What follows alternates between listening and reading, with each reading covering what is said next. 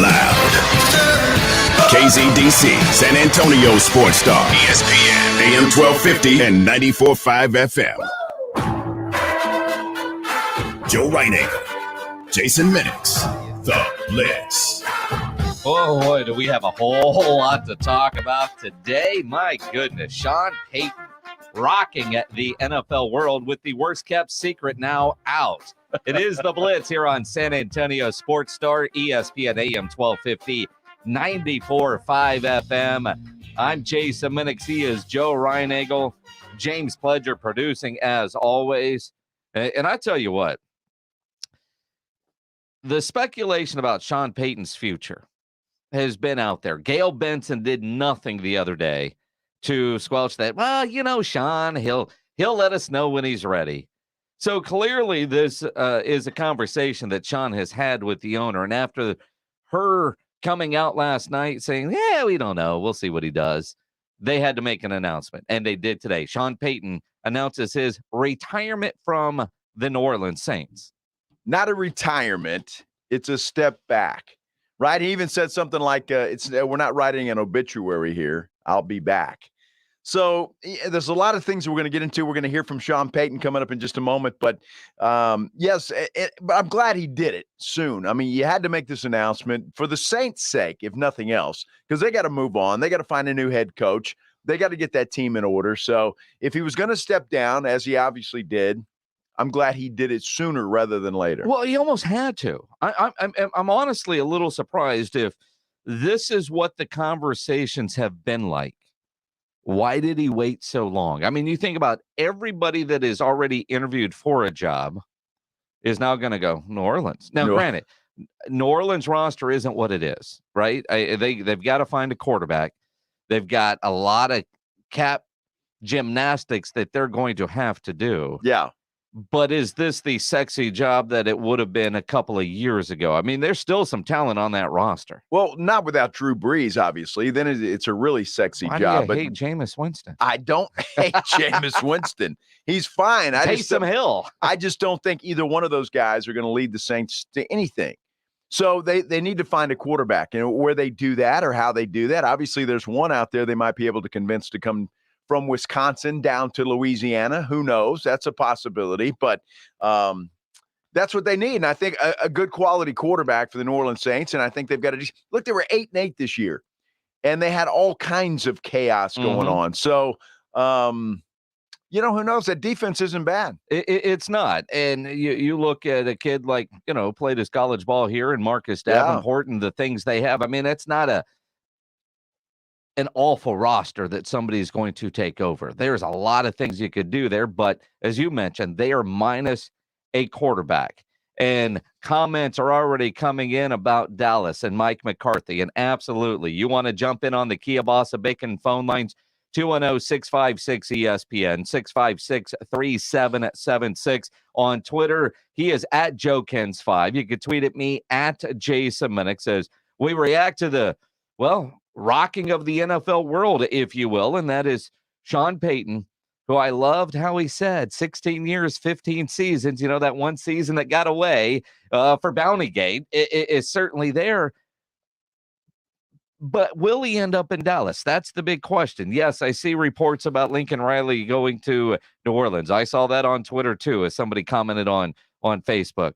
God, I'd love to see that happen to USC. But that's beside the point. Right now, it's how does it affect me? And that is, will he be the next head coach of the Dallas Cowboys? You know, not right away, I don't think.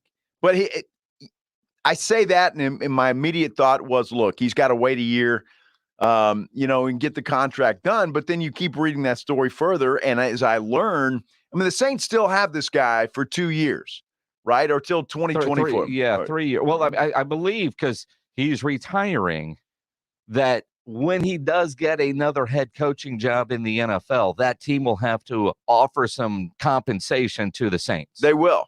And how much compensation and what does that entail? And what team is willing to do that? Are the Cowboys willing to do that? Interesting story that you have on this whole Sean Payton thing as we get into the show today. And obviously that's the theme of the day, Sean Payton, the Dallas Cowboys. I know Cowboy fans are excited.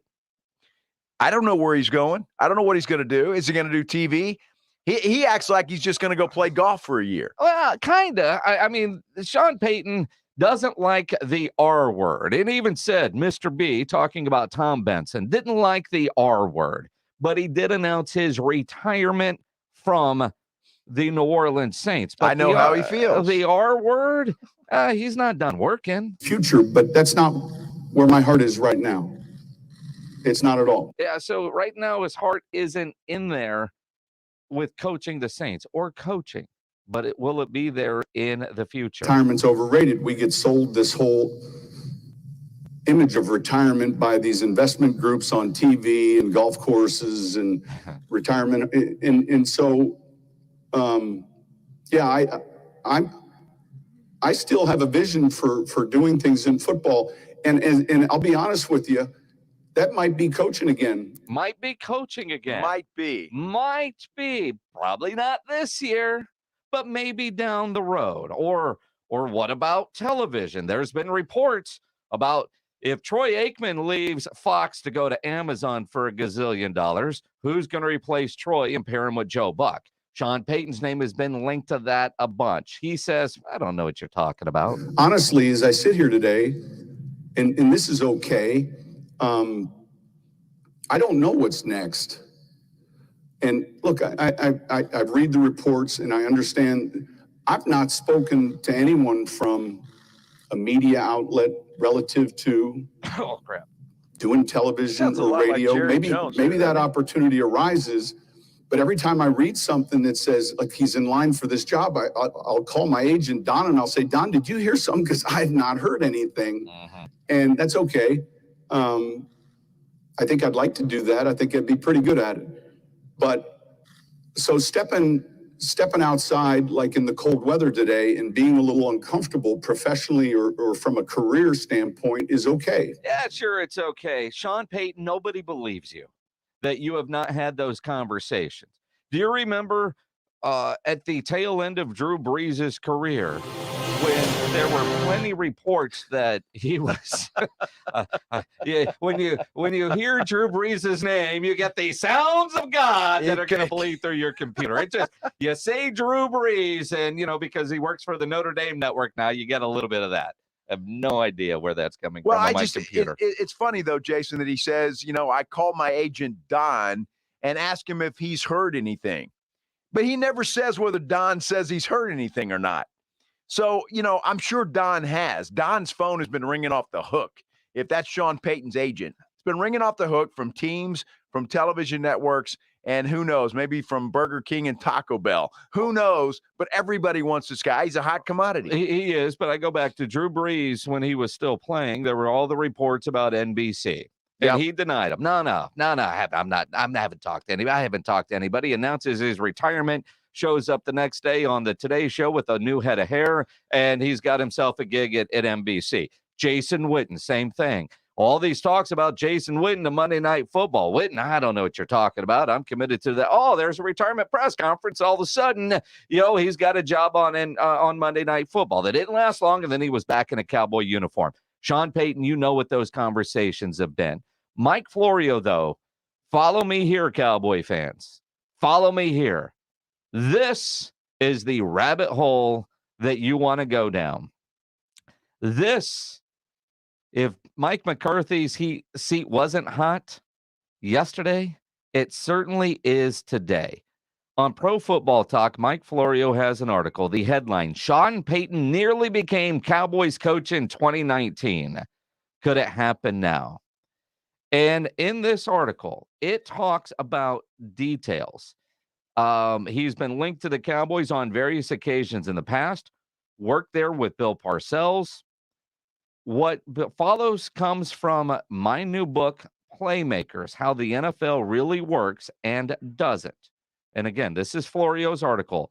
The essay from which it's drawn can be found here if and when you purchase the book. All right, Mike Florio, sell the damn book. Give me the details. 2019, January. Cowboys had won 10 of 16 games along with a wild card contest against the Seahawks, lost to the Rams in the divisional round. Cowboys owner Jerry Jones contemplating an upgrade from Jason Garrett to Sean Payton. Jones wanted to pull the trigger, Payton did too. Things unfolded quickly. And I'm just reading verbatim here, Joe. Saints had played in the NFC Championship game. They lost to the Rams. We all remember that. Then that week, Jones quietly made his move. It was a delicate situation for various reasons. They go into, Garrett hadn't been fired yet, the Rooney Rule, all that kind of stuff. But Payton wanted the deal. So a deal was worked out behind the scenes. The Saints would have allowed the Cowboys to hire Payton.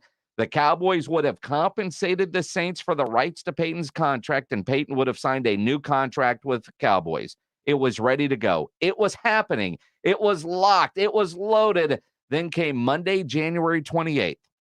On that day, Pelicans forward Anthony Davis announced he would not sign another contract with the team, and he requested a trade. Gail Benson owns both the Pelicans and the Saints, and at the time, Mickey Loomis was GM of the Saints and also of the Pelicans, vice president of basketball operations. Mickey Loomis killed the deal because he could not have a pair of high-profile Louisiana departures on his record.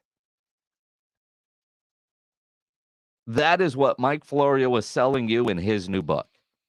Well, I mean, it makes sense, right? I mean, Jerry Jones has always been in love with Sean Payton. Anthony Davis screwed up Sean Payton to the Cowboys? No, it wasn't Anthony Davis. Yes, it was. It was Mickey Loomis. No, it was Anthony Davis. If that guy would have waited a week to demand a trade, Sean Payton would be the head coach of the Dallas Cowboys right now. Look, at some point in time, if you make a deal, you got to stick with it. I don't care what it looks like. That's typical New Orleans. It really is. I mean, the Saints backwards backroom politics. Absolutely. I mean, the Saints should be in San Antonio right now and would be if not for a bad PR hit after Hurricane Katrina. So the Saints have they don't like the bad PR hit, and hey, you make a deal, you gotta come through with it. So what that tells me, though, Jason, is that Mike McCarthy, after all the hoop, the celebration about McCarthy coming to Dallas, he was the second choice. Yes. I mean, yes. And think about it. Sean Payton is all of I've got no reason, none, to question Mike Florio's reporting here, right? No. I mean, Mike Florio has that reputation. Sure. And apparently this is going to be part of his new book whenever it comes out. And I'm sure when he was writing this in the book, it was just going to be a juicy chapter, because I don't think many of us thought that Sean Payton would not be the coach of the New Orleans Saints as of today, right? No, sure. All the talk about Mike McCarthy, is he going to get fired? All of that stuff, could be there. Sean Payton's going to take at least a year off of football. Maybe Jerry Jones hire Sean as a offensive consultant, if you will. Kind of like they're doing at UT. Yeah, Gary Patterson's kind of role, right? I mean, or all the coaches that get fired that become consultants on the Nick Saban staff. If he's not the head coach in September, is Sean Payton going to be the head coach of the Dallas Cowboys the following year? I mean, unless Mike McCarthy goes and wins the Super Bowl in year 3, if Sean Payton is out there and available and ready, and by all accounts, they've already got the paperwork drawn up, the compensation was there, maybe a little bit less now since Sean isn't the head coach. Does that make it easier for Jerry to poach him away? He just retired? Screw it. I'm going to take a year off. Yeah, but the Saints still have him, right? So they can say no unless we get this. And maybe it costs Jerry more than it did the first time. I don't know how it costs more. I mean, and who knows? Because, from the business standpoint, if he was the coach, and now he's not, if he left one job to take another, but he is retired. Sean Payton did a press conference today wearing a simple kind of bluish T-shirt. There was no Saints logo anywhere on it. He's still got that little contract that he has to adhere to, and that's the problem. So unless Jerry wants to wait until 2024, until that contract's gone, but, who knows what might happen between now and then, between now and next year. Maybe Dallas isn't the shiny diamond on the hill that Sean Payton wants. Maybe that happens to be, I don't know, the New York Giants. Maybe it's the Miami Dolphins. Maybe it's the Minnesota Vikings. Who knows what's out there and what the Cowboys are going to look like 2 years down the road. I mean, so a lot of things can happen. And he may decide that, you know what, he's got a nice hairdresser and the makeup person that does his makeup on TV is great. And you know what? This is a pretty cushy job. I'm working 3 days a week and I'm going to stay and do TV. And the reality is, and I don't know what Sean Payton's making right now as coach of the Saints, but we know Jerry doesn't like to pay coaches big money. Right. Chances are Fox would pay him more money than he would make as a coach. I don't see Sean Payton as a TV guy. Do you? I mean, honestly, you're talking about replacing a Troy Aikman who is fabulous on TV. Yep. And you talk about Sean Payton. What is it about Sean Payton that everybody wants him on TV? Same thing about Drew Brees, who I don't think is very good on TV yet. I think ultimately he will be, but he's good in the studio. But watching and listening to Drew Brees analyze games, he's still way too technical and fumbles a little too much. But he's a rookie at it. I mean, sure. you give him some time. I think it's kind of like Peyton and Eli, or, you know, all these people that they think are going to be great on TV. Jason Witten. Oh, everybody loves him. He's going to be likable. Exactly. Guy sucked on TV. Booger is great on TV, just not on Monday Night Football. He was great on the Booger Mobile, but put him in a booth. Yeah, not so much. It's hard. I mean, you know, Brian Greasy now. I mean, you hate Collinsworth. I mean, it's hard to have, you know, people like you universally in a job like that. You know what's creepy? Joe Buck, everybody thinks Joe Buck hates their team. You know what's creepy? Is that Chris Collinsworth's kid who is on the sideline looks just like him. Uh-huh. That's creepy as hell. I don't know why. It's where you go. Tanner Carlson 20 on Twitter tweets and at Jason Minnick. So you're telling me I should blame Anthony Davis for Sean Payton not already being the Cowboys head coach? Yes, that is what I'm telling you. Anthony Davis, he's a Laker. That's enough reason to hate him. But because of the timing of his demanding out of New Orleans, according to Mike Florio, that is what killed the deal. Mickey Loomis couldn't have both those departures on his record. Well, that's Mickey Loomis's fault. He should have figured it out. You know, I mean, maybe New Orleans should be a more attractive place to go. I'm telling you, I blame Anthony Davis. Well, you blame Anthony Davis. I'm going to blame Mickey Loomis. Well, you could blame them both. One for not having tough enough skin for his job. Yes. And Anthony Davis for his timing. I thought a contract, but I don't want it anymore, so I'm just going to demand I leave. Well, yeah, like he's the only professional athlete to ever do that, right? He's the only one that I know of that cost the Cowboys Sean Payton as the head coach. Well, and Sean Payton should have said he should have retired then. He's, I want to go to the Dallas Cowboys. You're not going to let me? Well, then screw you. And here's the thing. Sean Payton, when he was told, no, we're not going to do this deal, did sign a new contract with the New Orleans Saints. I mean, part of that timeline, no, we can't lose Anthony and Sean. The city couldn't handle that. So here's what we're going to do. We're going to send Anthony to LA, and Sean, here's a new contract for you. Congratulations. Well, there you go. And Sean said, okay, and then has gone through this and was like, I can't do another year with Jameis. I'm out. 2 short years later, I'm out. He's ready to get the heck out of New Orleans. Well, yeah, I'm out. Yeah, and he looks at the future. That it plays into a lot of what coaches do. They look at what they've got. They look at the money they have to spend. We already know New Orleans has $0 to spend. They're in the hole big time. They're going to have to do some jumping around and jumping through hoops to get anything. And so he knows. He knows a lot more than we do. And, you know, Sean Payton was instrumental in getting Taysom Hill a big raise. Mm-hmm. Taysom Hill is that good change of pace guy. All right. But he's not the starting quarterback. All right. But I'm connecting all the dots right now. Right. I mean, let's just pretend we're a couple of dudes calling all the BS over a couple of beers at the Roo Pub. Isn't that what we're doing? Yes. Minus the beers part. Although I do have some of that Troy Aikman beer 8 in the fridge, by the way.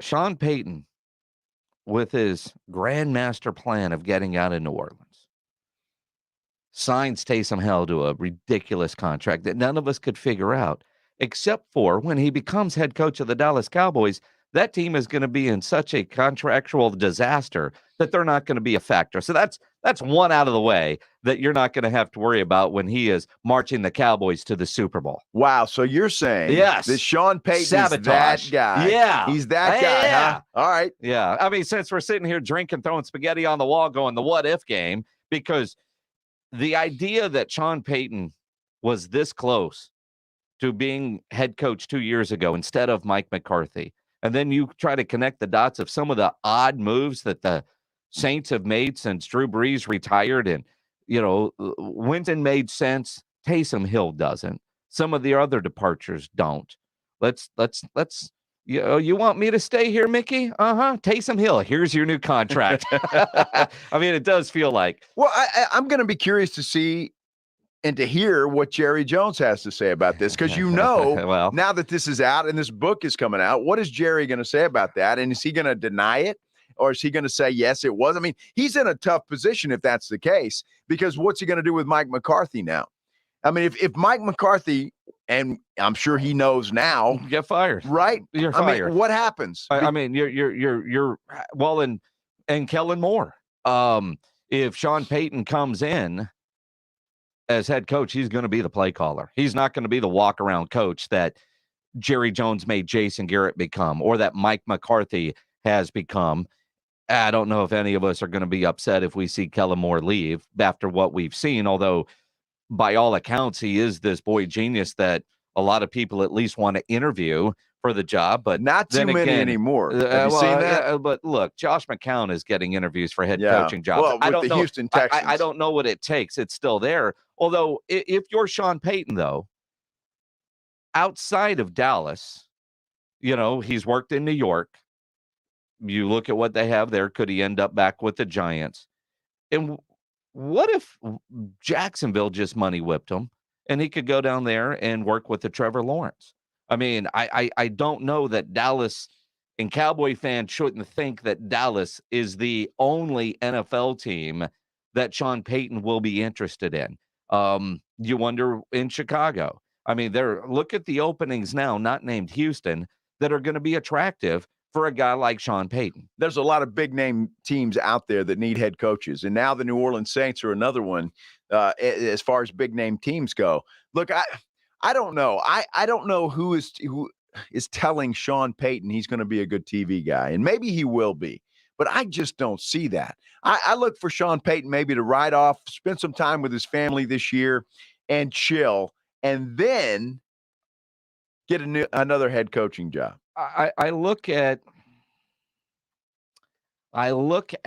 Sean Payton living in Dallas, right? You figure he's going to be home. He's got a beautiful house in South Lake. Imagine 8 Sundays a year, or, the Monday night game, the Thursday night game, Sean Payton in his suite somewhere at Jerry World. TV cameras are going to find you. Oh, sure. I mean, ask the guy that got busted with his girlfriend by his wife at the game. Those TV cameras are going to find you. You're Sean Payton. Maybe you're a guest in Jerry's suite. Maybe you're in the corner end zone where Roger has a suite. There's lots of suites in that building, and Sean Payton's going to be watching every play of the Dallas Cowboys. And even if he doesn't go to the game, he's in Dallas. Who's on every week in Dallas? The Cowboys. I mean, for Mike McCarthy, this has got to be the worst, because you just feel like your replacement, you know who he is, you were second choice anyway after this article comes out, and Jerry loves him. Jerry loves him. Do you think McCarthy cares? Sure. You think so? Absolutely. I don't know. I know McCarthy cares, because when he, on his exit interviews, was talking about, I know what I signed up for, but it's not fair that my kids and my wife have to read that people want me fired. He cares. Well, how's he going to feel about his kids reading about this, right? About Sean Payton now? Well, depending on his neighborhood, the kids might go to school together. Hey, you never know, right? It's going to be interesting, and it adds fuel to the fire. But, this story coming out, if there's some credibility to it, which I think there is. It's Mike Florio. It's Mike Florio, right? So, I mean, this is interesting stuff. Well, I will say, in about an hour, Charean Williams, Yeah. who works with and for Mike Florio at Pro Football Talk, will join us. Excellent. And Charean, a week ago, talked about the possibility of Sean Payton. Yes, she did. The idea of Sean coaching the Cowboys has been there for 10 years. Yes. Right? But it's never seemed more real or more realistic than right now. I just don't see it happening for a while. Not this year. Right? Not this year. Although, my goodness, I mean, it's Gary Patterson and UT. You know, Cowboys stumble out of the gate next year. You got a guy that doesn't even have to move, change zip codes that could come in right away. Yeah, but you're going to have to give something up. What are you willing to give up? And what do they have to give up? It's draft picks. They work compensation before. The parameters are done. Yeah, those draft picks might have been a little bit better than they are now. I mean, at this point, doesn't matter. Well, I don't know. I mean, there is as great a coach as he is, he's got to have players. There is a history and a chart for what trades are worth what. And so the chart is out there. What did, for Gruden between Tampa Bay and the Raiders back then? It's not the first time a coach has been traded. I'm sure there's a chart and a formula, a menu, if you will, on what that compensation is going to look like. Again, let me remind you of something you said earlier to me, and it made a lot of sense. Mike McCarthy catches a lot of flack without only winning one Super Bowl. He does. With Aaron Rodgers. He does. Sean Payton won Super Bowl with Drew Brees. What makes Sean Payton the end-all, be-all for the Dallas Cowboys? He did it with Drew Brees. Mike McCarthy failed with Aaron Rodgers, who's considered one of the greatest quarterbacks of our generation. And Drew Brees was not a good quarterback? Oh, he was a great quarterback. Of course he is. But he wasn't Aaron Rodgers or Tom Brady. Really? Yeah. Oh, not Tom Brady, but he's not Aaron Rodgers? Look, it is true. He's only got one Super Bowl. So what makes and I'm just curious, Cowboy fans. If they would have called pass interference a couple years ago with the Rams that they should have, then he might have another one. He'd have two. All of a sudden, Cowboy fans tweeting, this is the miracle we've been waiting for. It is. Why? Tell me why. It's not Mike McCarthy. Tell me why. It's not Mike McCarthy. That's why. Okay. To me, they're like one and the same. And they got the same number of Super Bowls. McCarthy actually had a better record this year than Payton. With a Dak Prescott versus a Taysom Hill. Okay. Think about that. 8-8. 8-8 with Taysom Hill. And to me, that's a miracle. So that's a miracle. What could he do with the Dak Prescott? What could he do with an actual quarterback, not a fullback that throws? Hey, I don't know. I just don't get it because as good as a head coach is, you got to still have players. You have to have players. Absolutely. And as we continue here on the Blitz, we'll talk more about Sean Payton. But you think about something that Sean Payton. An offense designed by Sean Payton wouldn't have CeeDee Lamb getting one catch. There'd be a lot more what seems to be backyard football, like what we saw with the Kansas City Chiefs this weekend, which is a whole nother story in itself we'll get into as we continue here on the Blitz. Of course, we'll take your phone calls on the Kia Bossa Bacon phone lines, 210-656-ESPN, 656-3776. If you've struggled with dental problems all your life, you need to go over to River City Oral Surgery and visit with Dr. Mark Havercorn. If you've had cavities followed by fillings, more fillings, root canals, crowns, only to have the pain come back, stop spending lots of money at the dentist every few years only to have that work fail. Maybe dental implants are the answer. And River City Oral Surgery, that's your solution. And at River City Oral Surgery, they offer direct patient care. That means it's cash business. You know exactly what you are going to pay before you show up. The prices are listed right there on the website, rivercityoms.com. When I say a cash business, you can put it on your credit card. You can take them cash. You can write a check, a cashier's check. They even have financing available. What they won't take is your insurance, though, because with insurance, you never know what the price is. You don't know what it's going to cost you, and neither does the dentist taking your insurance, right? Now, if you do have dental insurance at River City OMS, you get the work done, you can file a claim and maybe get some money back. But again, the prices are listed right there on the website. $1,300 per dental implant. And that includes everything start to finish, your exam, your x-ray, your post-op care. $20,900 to replace all the teeth in one jaw. Need a tooth pulled? It's $325. Your 4 wisdom teeth? It's $1,000. And you don't need a referral. You just call River City Oral Surgery and make an appointment. Call 210-778-0002. 778-0002 or online rivercityoms.com. Coach's call. I'm going to run my own route. We're going to talk about that coming up after this Sports Center update with James Pledger. Thanks, Joe. We'll start off in the NFL, where the New York Giants have finished their interview with Dan Quinn for their head coaching vacancy, and the Giants have also requested an interview with Cowboys defensive backs coach Joe Witt Jr. for their defensive coordinator position. Looks like New York wants to export as much from Dallas as possible. The Ravens and Seahawks have also put in interview requests for Joe Witt Jr. The Chicago Bears, who now have their GM in place, and Kansas City Director of Player Personnel Ryan Poles, have requested a second interview with Dan Quinn for their head coaching vacancy. Well, in the NBA, tonight the Spurs hit the road as they take on the Houston Rockets, with tip-off set for 7 from the Toyota Center. San Antonio will be without Keita Bates-Diop, who entered health and safety protocols.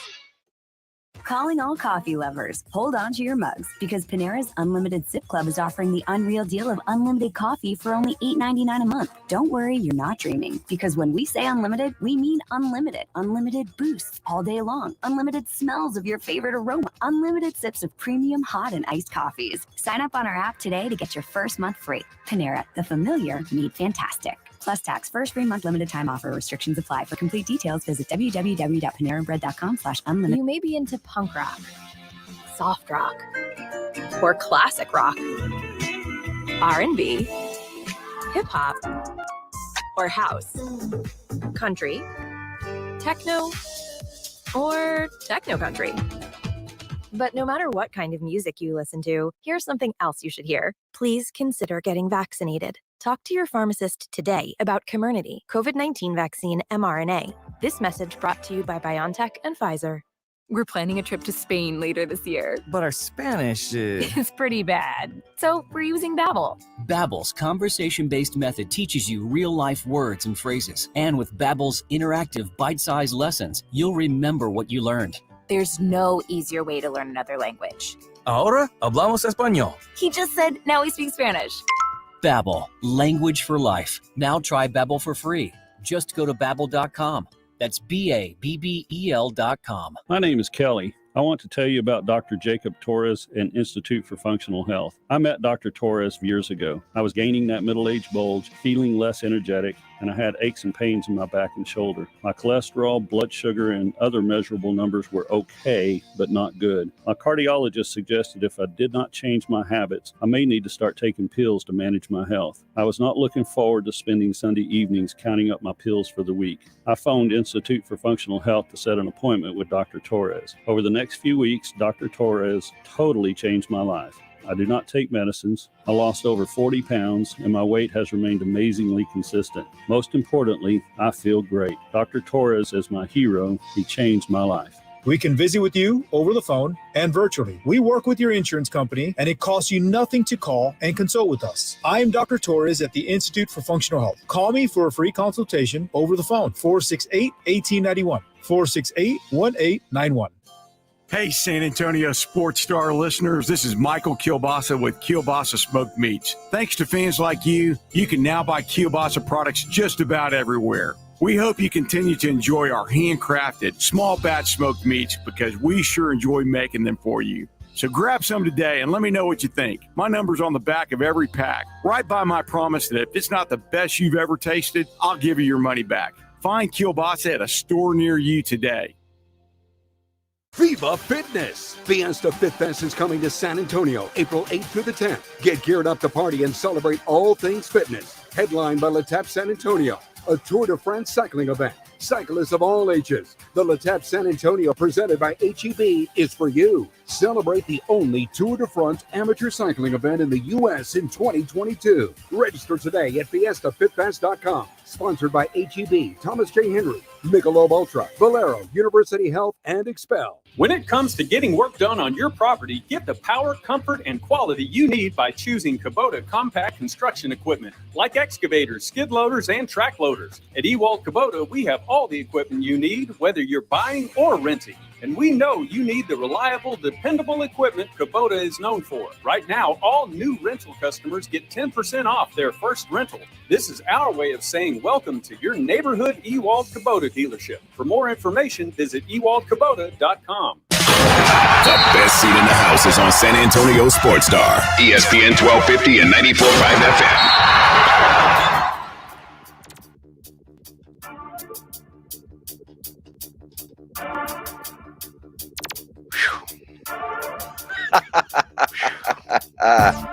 All these people You're all excited now, aren't you? Blaming Anthony Davis.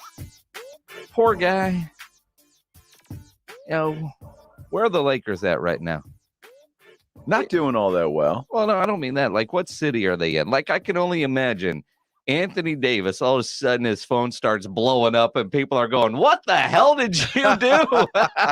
He's, enjoying lunch somewhere on the West Coast and getting hammered because he is the and think about LeBron James as a Cowboy fan.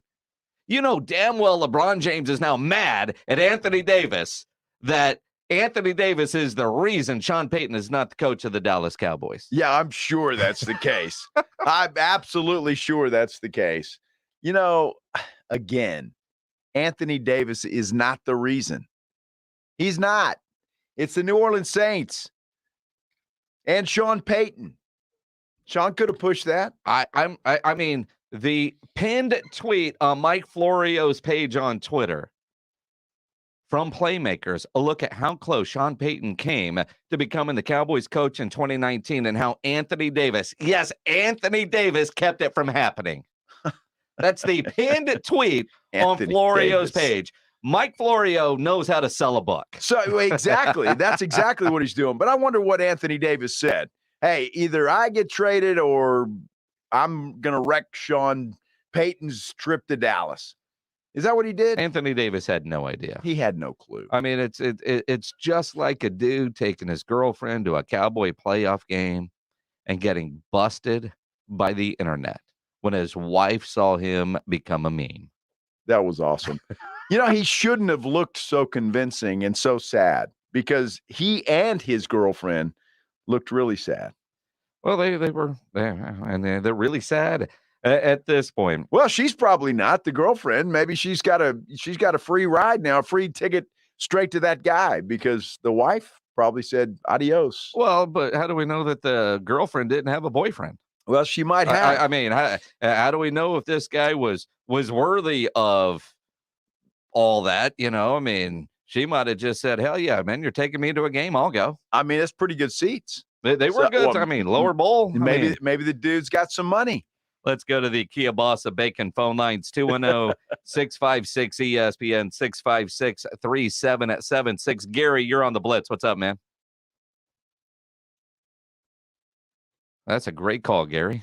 Well, I hope you can hear me. Yeah, we can hear you now. Okay.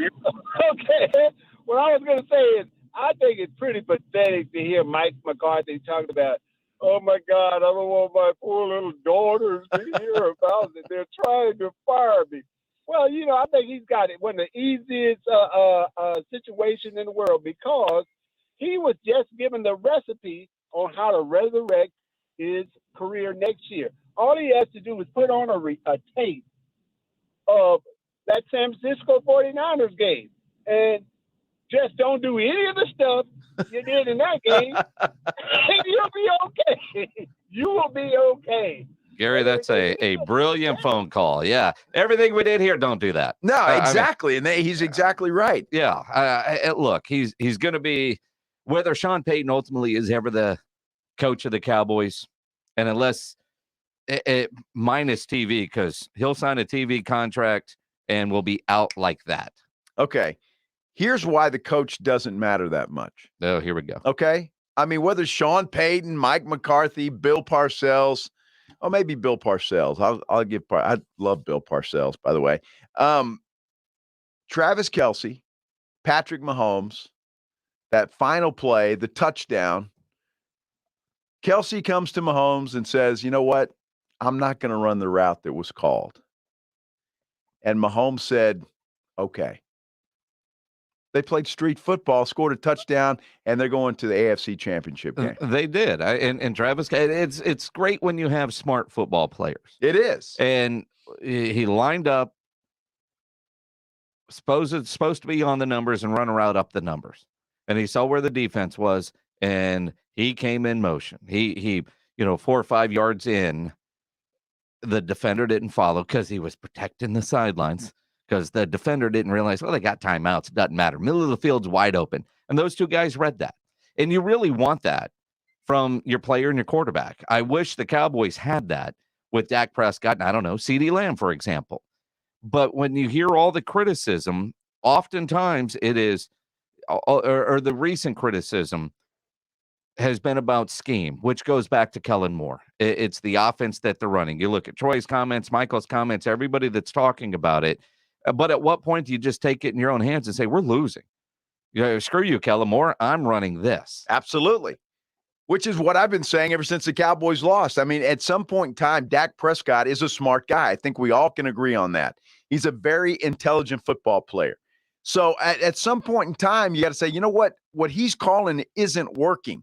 I'm going to audible here to what I see the defense doing and do something else. And so, look, and that's what I say. I mean, we just saw a report, now that we got off on Kellen Moore, that he's probably not going to get a head coaching job this year, which means he's going to be with the Cowboys and their offensive coordinator. So now Mike McCarthy really has something to look at.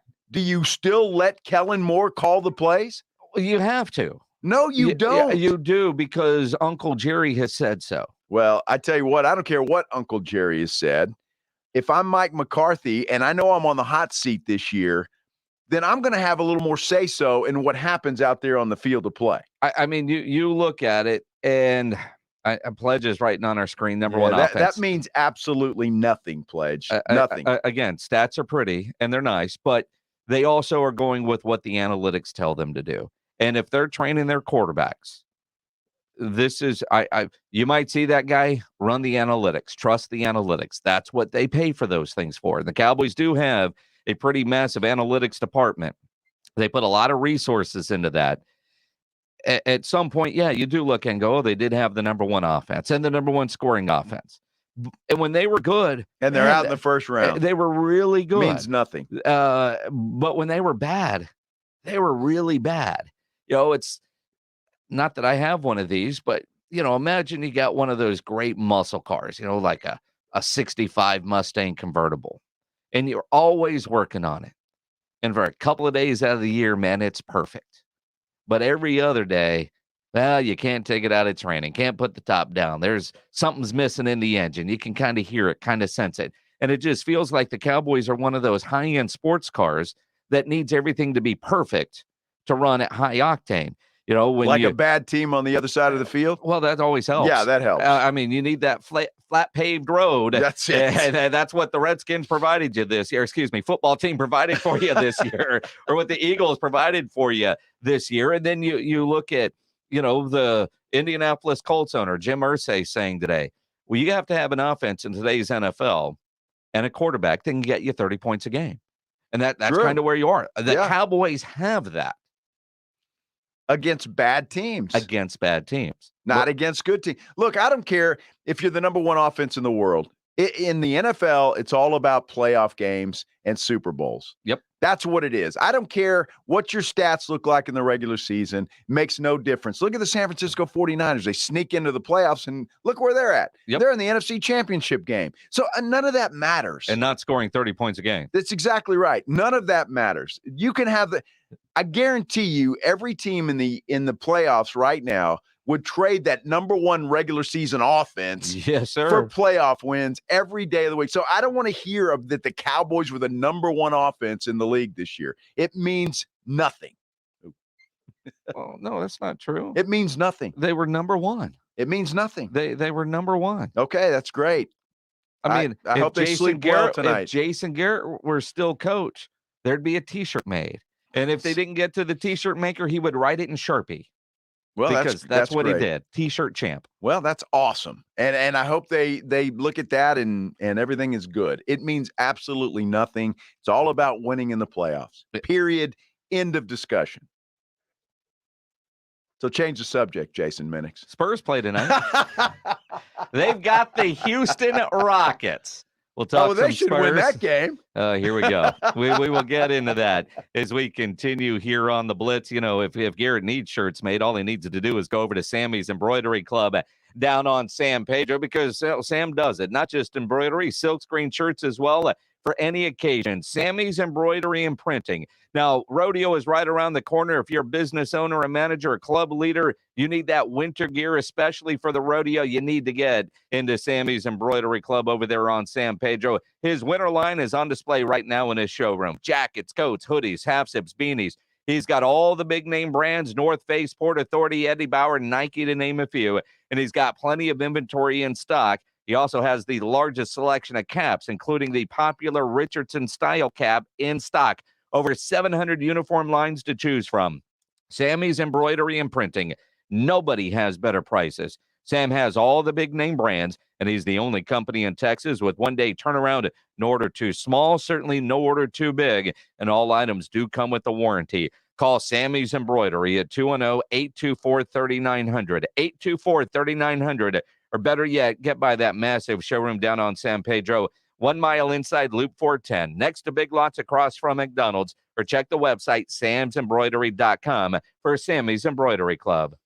Pride. Hey, listen up. Tradition. Let's keep it going. Football. Let's hide. The NFL playoff picture is coming together. Hear it unfold on San Antonio Sports Star, ESPN 1250 and 94.5 FM.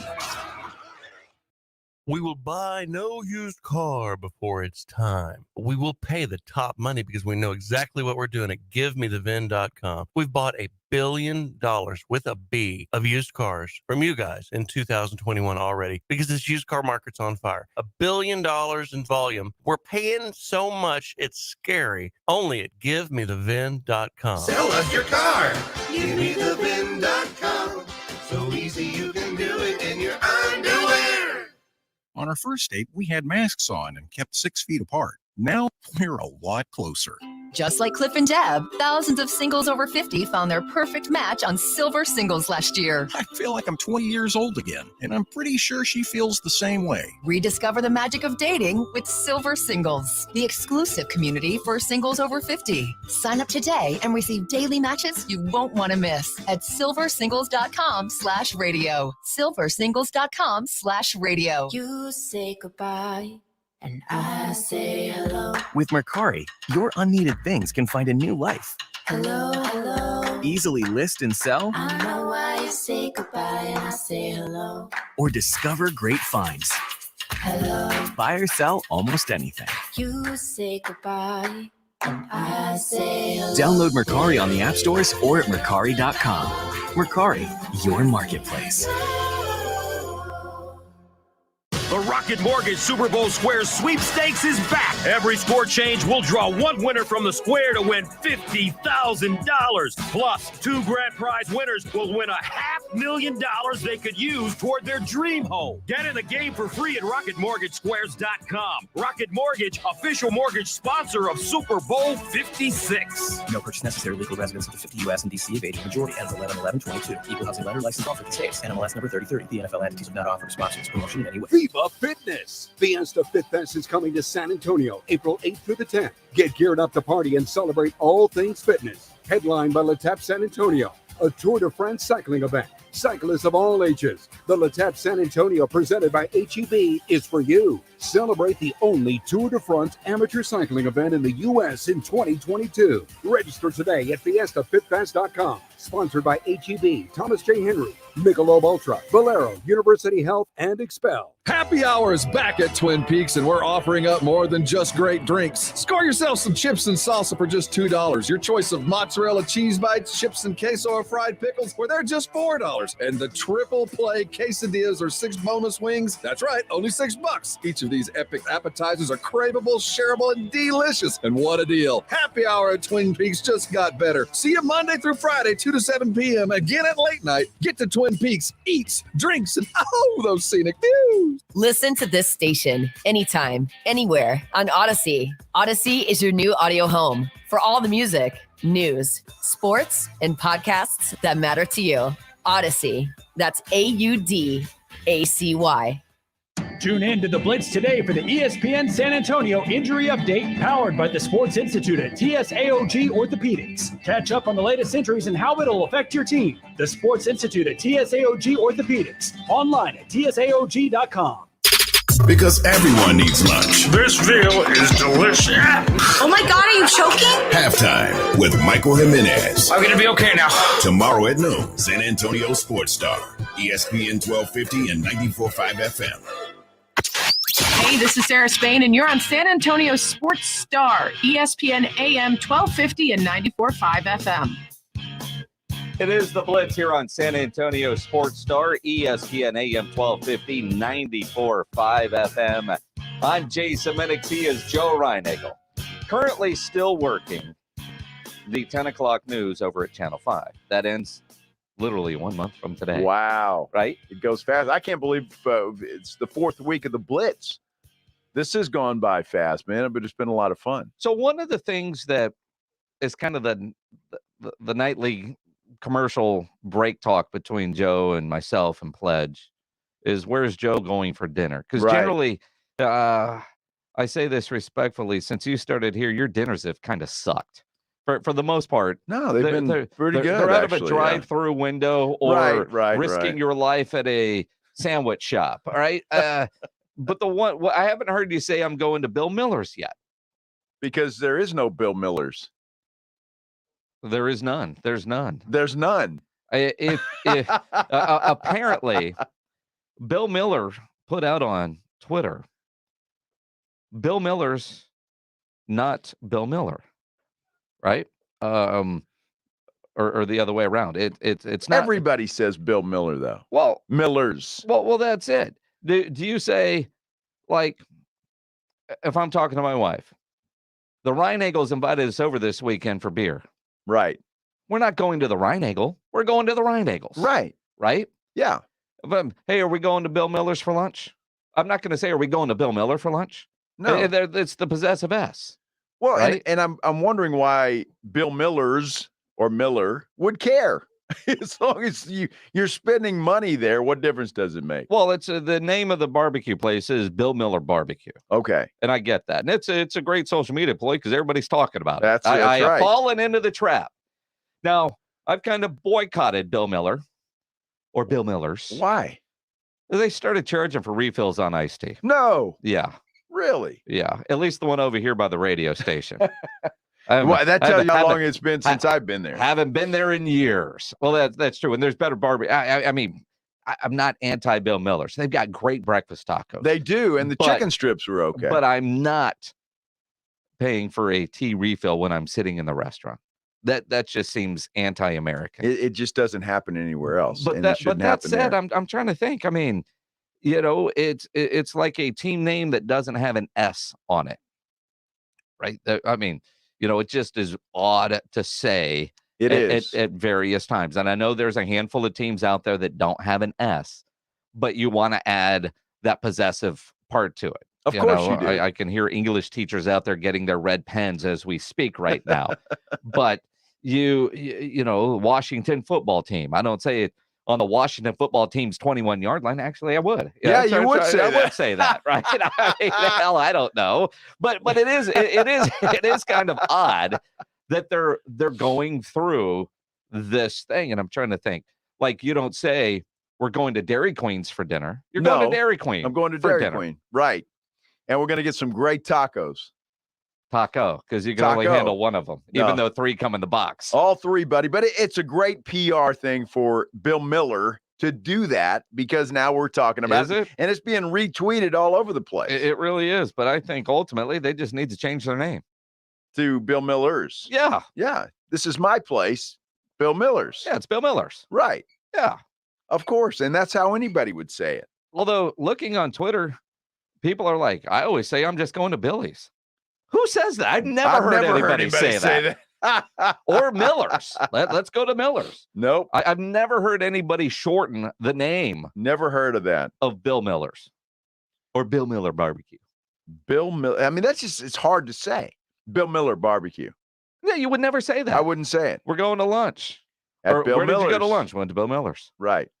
Got a po' boy. He's got more than one restaurant, so He it should does. be plural. It does. I mean, it's the Miami Heatles. Right. It's exactly what it turns out to. So Patrick Mahomes is a good dude. He is. But he makes TMZ and other news outlets because of the people he surrounds himself for some weird stuff. His brother's a little bit out there, and his fiancée, Brittany, is now in a social media bleep storm because after that incredible win the other day, she sprayed champagne over the crowd. Now, it's at Arrowhead. It's a home stadium. But apparently some people didn't want to get sprayed with alcohol when it was 9 degrees outside. I don't think anybody that got sprayed by the alcohol is complaining about it. I think it's people that saw it on TV or saw it somewhere else and just have to have something to complain about. But she's tired of being attacked on social media for having fun. She just wants to live her life. Then she needs to get another boyfriend. Isn't that kind of how it works? Yeah, out? that's kind of how it works. I mean, because if you're in the public, darling. You really are. And if you're going to be spraying champagne in a suite where everybody knows you're there and you go live on socials with it, those arrows are coming towards you. Well, they shouldn't. I applaud her. Can you imagine? I wanted to spray champagne at somebody after that. You can't whine in the media and say, I'm tired of being attacked for having fun. Like McCarthy? No, he's protecting his family. I mean, it comes with the territory. Have the thicker skin and go with it. Exactly. And you know what? The next time your fiance wins a big game like that, spray the champagne, spray 2 bottles. Absolutely. I'm with that. Now, I think about it. When she first started dating Patrick, they were in college. He was a star there in Lubbock. He was at Lubbock. Did she know that, she had hit the lottery in college? No. She didn't. No. He was almost my son-in-law. Almost your son-in-law. Almost, yeah. Almost. Well, he's nobody's son-in-law yet. They're just engaged. Wow. Almost. All right. Came very close. It's up against the break. But, I'll tell that story one day. I don't know who we're protecting here, but the one that got away for Joe Reinagel coming up here on the Blitz. Injuries do happen. So if you twist, pull, pop, or snap something, you need to know about Dr. David Espinosa at TSAOG Orthopedics. Dr. Espinosa treats all non-surgical orthopedic injuries, and he has same-day and next-day availability. Telemedicine services are also available, and if surgery is needed, you get referred to a specialist that will get you out of pain because there's no reason for you to be in pain. If you're hurting, visit Dr. David Espinosa at TSAOG Orthopedics. Schedule an appointment by calling 210-804-5490, 804-5490, or learn more online at tsaog.com. That's tsaog.com. Didn't catch R&R in the morning? Here's what you missed. You tall guys, man, I feel like y'all's job is always easier. Oh, it's always easy. Especially a hooper, the girls go crazy because they're 6'4", 6'6". Like, there's no work involved. Down here, we got to work. We got to have conversation. Down here, you got to have game. Rob Thompson, Rudy J. Weekday morning 7 to 10 on San Antonio Sports Star, ESPN 1250 and 94.5 FM. Are you thinking about selling your car? Don't get tricked with 2-minute offers only to spend 4 hours at a dealership. I want you to check out my friends at Car Zeus. It's Rudy J here. Car Zeus is not a dealership, so you don't need to worry about shady sales tactics just to lure you in the door. I'm talking about saving you time and hassle. Simply fill out a form about your car's condition at carzeus.com, and a local agent will text you an offer during business hours. No obligation. Plus, they pay the same day and even provide a courtesy lift ride home. That's carzeus.com. Not all pizza places are the same. Mellow Mushroom originated hand-tossed, stone-baked, classic Southern pizza. Not in the mood for pizza? Order a calzone, hoagie, sandwich, burger, or a mellow salad and see how care goes into every item on the menu. Take your pick from 24 draft beers and or handcrafted cocktails. And many of the pizzas can be made gluten-free or vegan. Mellow Mushroom is at 1604 in Stone Oak Parkway. Hang with friends, watch the game, and mellow out at Mellow Mushroom. Individual rates, coverage offerings, and savings may vary, subject to terms and conditions. Not available in all areas. If you're a small business owner, listen up. Pi Insurance wants to give you one of those aha moments, the kind that could save you money. Workers' comp is probably one of the biggest costs you face. But did you know that insurance providers have flexibility in setting their prices? That's right. But many don't bother giving small businesses the savings you deserve. Instead, you can get lumped in with other businesses and overcharged. Pi Insurance was created to change that. With Pi, you get a quote tailored specifically to your business, and you could save up to 30% with no hassle and no hidden fees. And with helpful representatives just a call away, it's easy to understand why Pi is rated excellent by customers on Trustpilot. Take 3 minutes to see how much you could save with Pi Insurance. Ask your agent for Pi or go to trypi.com. That's TRYPIE.com. Was the guy who wrecked the company vehicle distracted because he was too busy making a TikTok video instead of watching the road? He still only has 2 followers, his mom and dad. But now you're hurt and need help. If you or a loved one is hurt in a wreck, don't call just any dude. Call the dude, the personal injury dude. Mark Poling at Poling Law PLLC at pidude.com. That's pidude.com. Or call 210-201-0303 24 hours a day. Live, local, loud. KZDC, San Antonio Sports Star, ESPN, AM 1250 and 94.5 FM. Joe Reinagle, Jason Minix, The Blitz.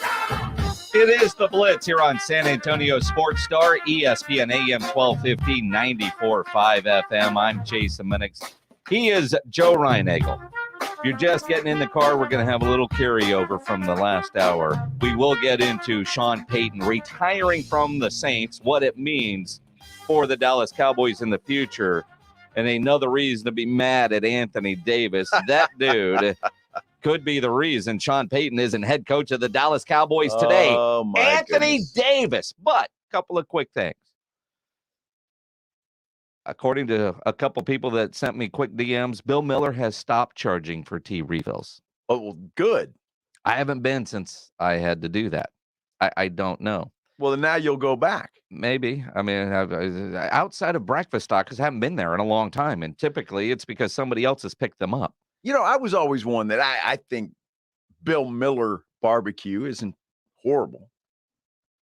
I mean, it It's is what okay. it is. Right. What it is. I mean, It's okay. it's fast food barbecue. If Yeah. you need barbecue fast, I thought it. Yeah, I think it's okay. And their fried chicken isn't bad either. But Right, you know, right. Chicken strips. when you're a barbecue place and you're best known for iced tea and fried chicken or cream corn, that's a problem. When the first thing you think of and say is great isn't barbecue, and you're a barbecue place. Yep, that's true. I think that says a lot, right? That says a lot. And a couple people have said saying I'm going to Bill's is acceptable.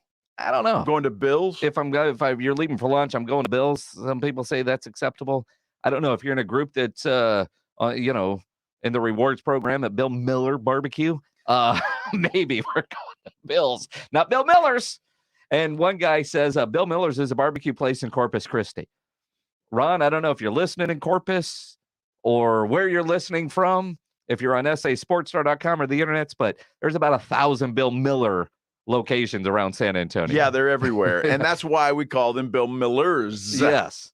But they Right? do have great chicken strips. They have great chicken strips and breakfast tacos. They're All right. fabulous. So Reinagle, and we've had some discussion here in the break. Really, James Pledger, our producer, he's trying to concerned. be the voice of reason here, the voice of conscience. He is. Are you really about to ruin a marriage with your Well, that's story? unusual as it is. Him being the voice of reason over there. It's never happened before. Generally speaking, there's that line that you go, I don't know if I should do this. Pledge doesn't know what that means. Oh, okay. Because I'm going to tell you, and first of all, I mean, I don't think I'm going to ruin anybody's fiance or engagement or marriage or whatever the case may be. But, this is a story that I like to tell because, sometimes you're that close to greatness. That close to hitting the lottery. Being in a suite for the AFC Championship game next weekend. Being in a suite at the Super Bowl in 2 weeks. 3 weeks, whenever it is. Are we not going to be in a suite at the Super Bowl in 3 weeks? No. Oh. Okay. In Minnesota, we weren't even in the building. it was across the street where the media watched the Super Bowl. Then when the game was over, we got to walk across. So we watched on TV. Now, see, Pledge is worried about Mahomes and his girlfriend, Brittany. I'm worried about my wife and her daughter. By telling this story. As you should be, as a girl dad. Right. You've got 5 daughters. Yes. You've dealt with a lot. I have. Yes. And Maggie's got a daughter and a son, right? So, but her daughter, Courtney, went to Texas Tech. Okay. And she tells the story that, she was at a party one night and Patrick Mahomes was, he was there. He kind of liked her. Oh. Right. I mean, Okay. so goo eyes or whatever. And they got together and kissed. And as the story goes, that's as far as it went because that's all she told her mom and dad. Well, that Courtney claims that he's not a very good kisser.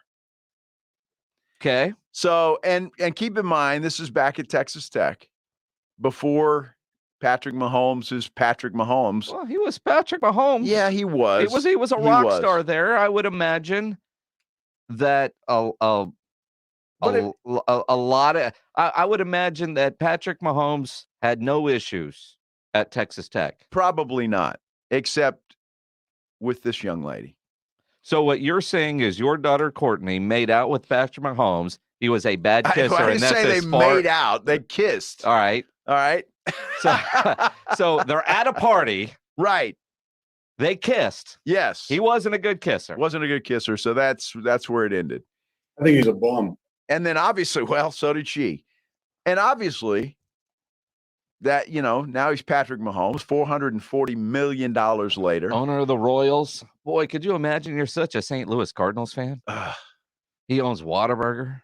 Well, that's a pretty smart move. Yeah, he's worth more than 440. Yeah, well, of course he is, and he's going to be. But I'm just saying what we know, right?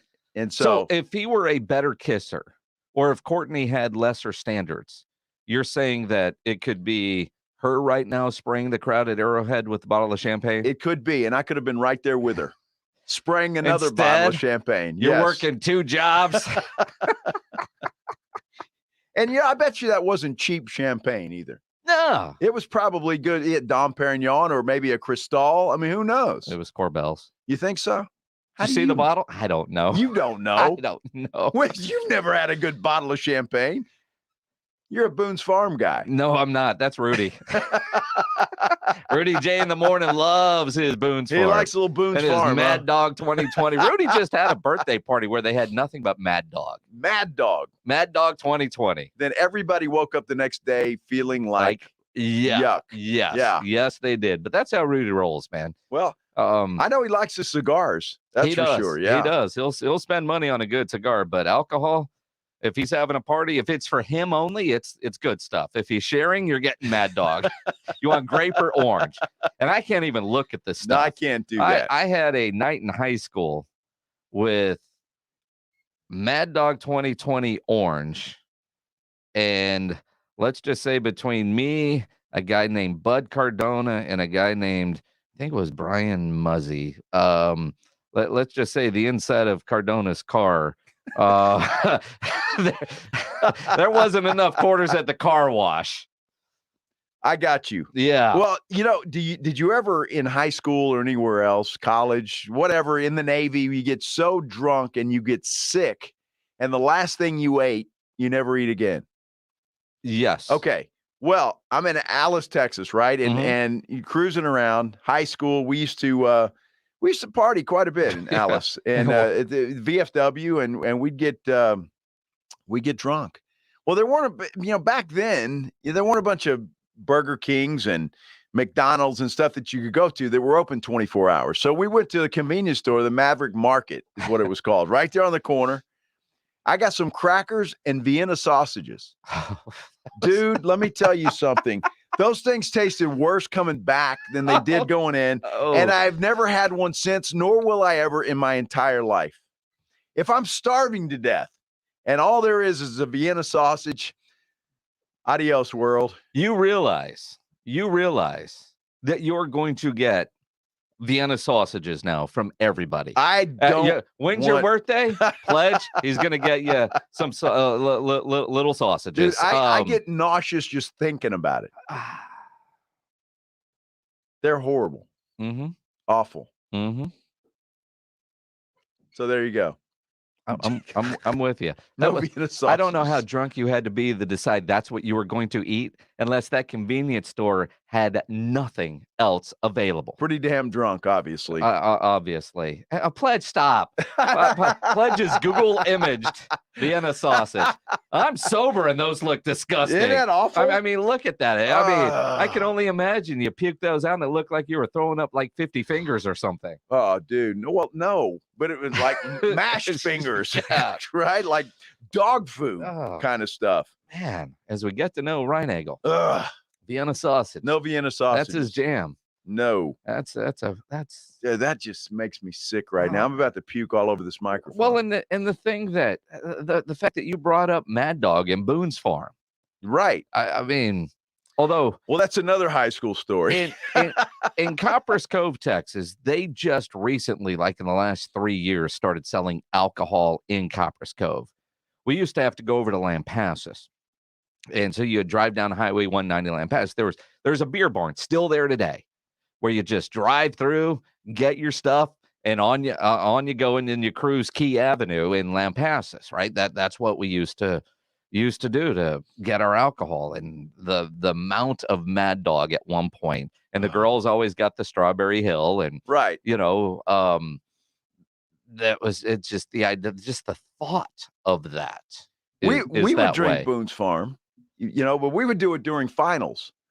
Because I don't know if you had the same thing, but you'd take a final and then you have like a 2-hour break before your next final. Guess what we were doing? We didn't drink Boone's Farm that way. What we used to get, and I used to work at Kentucky Fried Chicken, and it's one of the reasons why I can't eat there anymore, because too many nights like what you just described after, when you work at KFC, towards the end of the night, you would always cook a lot of extra chicken and then mark it as throwaway and hook up all your friends. Right. And, sure. In Copper's Cove is right there by Fort Hood. So you were either in high school or you were, everybody that worked there was either a high school student or a military spouse. Right. Right. And so you're feeding a lot of families from the military that way. So we always had chicken. And I had friends that worked, and across the parking lot was the Burger King. And so we would always trade back and forth. But I can't eat at KFC anymore too much, and too many bad nights where I saw it twice, and you just can't deal with the reversal, right? Don't you hate that? But I know the idea of the amount of alcohol, but we used to get those big KFC plastic cups. Yeah. That, like nobody else back then had the big plastic cups with the good lid. So I would steal sleeves of those for all of our friends and the parties and that sort of stuff. But at school, we used to get the Tropicana Twisters and Malibu rum. And that's what we would be drinking in first period at Copper's Cove. I remember our first period English teacher, Mr. Pollard. When did you guys start drinking so much orange juice? Because everybody in the class would have it. Good times. Boy, I tell you, I'm happy to be here, lucky to be here, because the things that I did in my youth, I look back now and go, nobody survives that. No. I mean, we used to drink out of the faucet on the side of the house. Yes. It's amazing we're all alive. It's incredible, right? You'd leave the house at 9 a.m. and you come back when your mom called you in for dinner. And that was it. It's I don't know how we survived, but it was great growing up in a small town, wasn't it? It really, yes. I mean, I look at, I got a scar on my face right here. Yeah. Right. Car surfing on Mike Donnelly's 1986 T-Bird.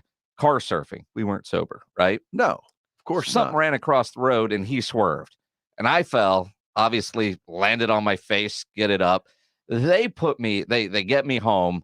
I wake up the next day. My mom wakes me up. The pillow was stuck to my face. Because of all the dry blood and then the amount of stitches and all that kind of stuff. And back then, that's just what happened. That's what happened. Now imagine all the people that get called when something like that happens. No question. It would surf in the back of pickup trucks at the beach. Yeah. Yeah, because Alice was we're less than an hour from the beach near Corpus Christi. Mm-hmm. And so we'd go there and you'd surf. You just grab the pickup truck and be driving by. You just hang on the back of it and take off. We had a great time. But it'd be like, you look back and you think, geez, anything could have happened. And most of it's not good. Most of it's not good. It's amazing I think about some of the things that go on in other countries when I was in the Navy. There's an old saying, only a sailor will believe in other sailor stories, because there's some things that happen across the world that just doesn't seem real, that you lived. And you talk about it now and it's there. But, the idea, I think about Vienna sausage. I can't ever do I want to see or smell Captain Morgan's ever again. But we will. And Friday, we're going to be doing our show over at Texas Cheer Liquor. The Blitz is going to be at Texas Cheer. And my guess is, Reinagel, that AD over there will have a bottle of Strawberry Hill for you, a bottle of Mad Dog, and some Vienna sausage that we'll get because it's right there next to the Walmart. So we'll be able to go get you some. And I know, you're going to be going to Vegas this weekend. And instead of those fancy Vegas drinks, man, I think you and Maggie need to make it a Strawberry Hill Mad Dog kind of Vegas weekend. Well, I'm sure. Yeah, why not? Relive old times. Absolutely, man. I mean, we'll get you, because I won't touch it. You'll get you doing Mad Dog during the show, then get you on that Southwest plane to Vegas. I think we got a plan. Yeah, I'll need that little bag in the front of the seat there. Well, I mean, who knows how long it's been there, but it works for a reason. It does. Yeah, that's going to be a fun time. All right, Rudy, I know you're listening. You're in charge of the Vienna sausages. Stop it, Rudy. I love you, man. You wouldn't do that to me.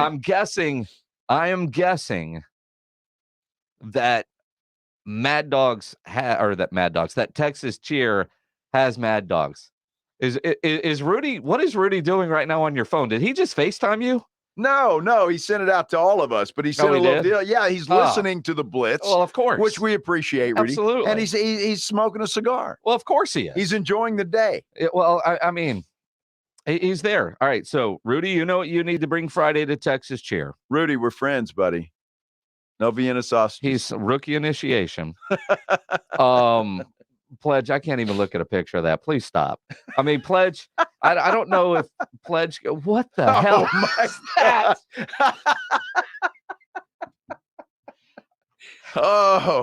Pledge, the Google images, and I don't know how you came up with that, but please. It's just, I mean, spaghetti-o gelatin mold with Vienna sausages is what he's just pulled up might be one of the grossest things I've ever seen. Dude, I might pay somebody to eat that. Isn't that your recipe that you make? No. Don't you put SpaghettiOs on toast or something? SpaghettiOs chili with no beans on toast with cheese. There's none of Vienna sausage in sight. I can't stand those things anyway, and I don't even have a drunken story to go with it. I just think they're disgusting. They are disgusting. They were good that night, though, obviously, until they came back up.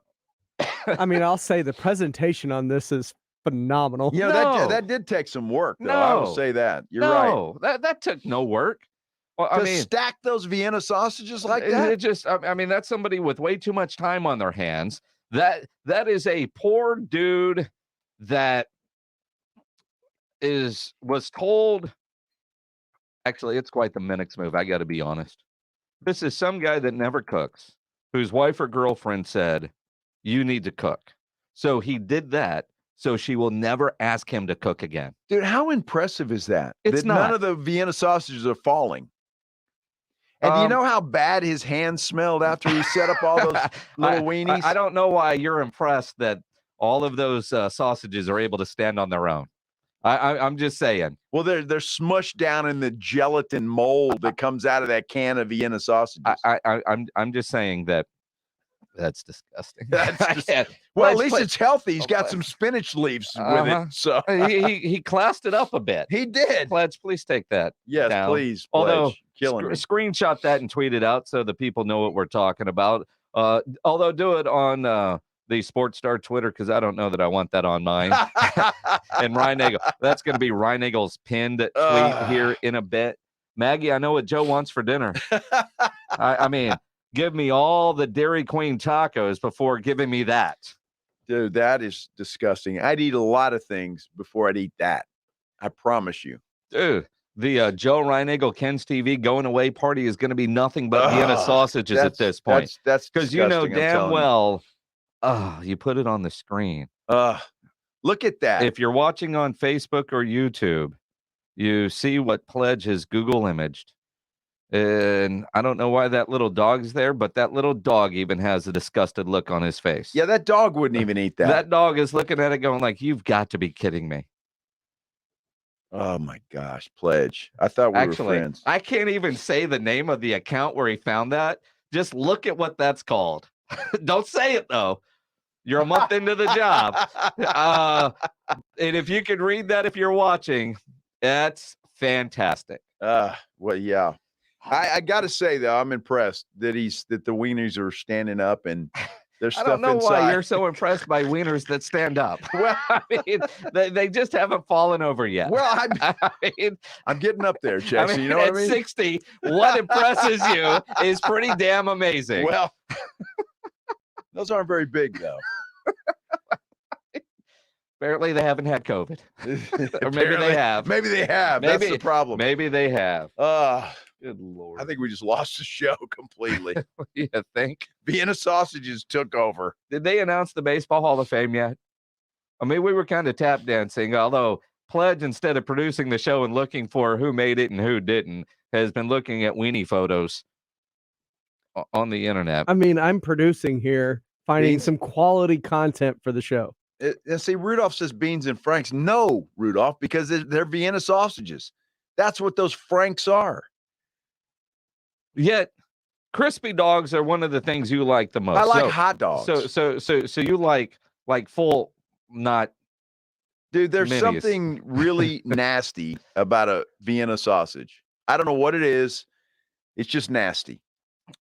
All right, it's official. Barry Bonds, Roger Clemens, and Curt Schilling were not chosen for the Hall of Fame in their 10th and final year on the writers' ballot. You don't look happy. David Ortiz has been elected to the Hall of Fame. Big Papi on first ballot Hall of Fame. Correct me if I'm wrong. Didn't David Ortiz get suspended at one point for PEDs? He did. Yes, he did. Yes, he did. But, you know, the problem with these voters is their moral compass or whatever you want. You know what? These guys do things in their off time, in their personal lives. And I guess these guys did it to help them perform on the baseball field. I don't know, Jason. I'm torn there. A guy like Pete Rose, that's a travesty. He should be in the Hall of Fame. When you walk into it, says it's a museum to tell the story of Major League Baseball. Can you rightfully tell the story of Major League Baseball without Barry Bonds, Roger Clemens, or Curt Schilling? And the answer is no. When you look at the Cy Youngs, when you look at the home run titles, when you look at the swing, let them in, but have their off-the-field transgressions and the drug allegations, the PED allegations on their plaque as a part of their story.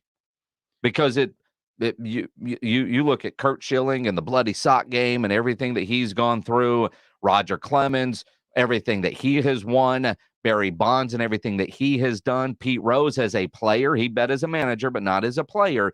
You cannot tell the story of baseball without those guys.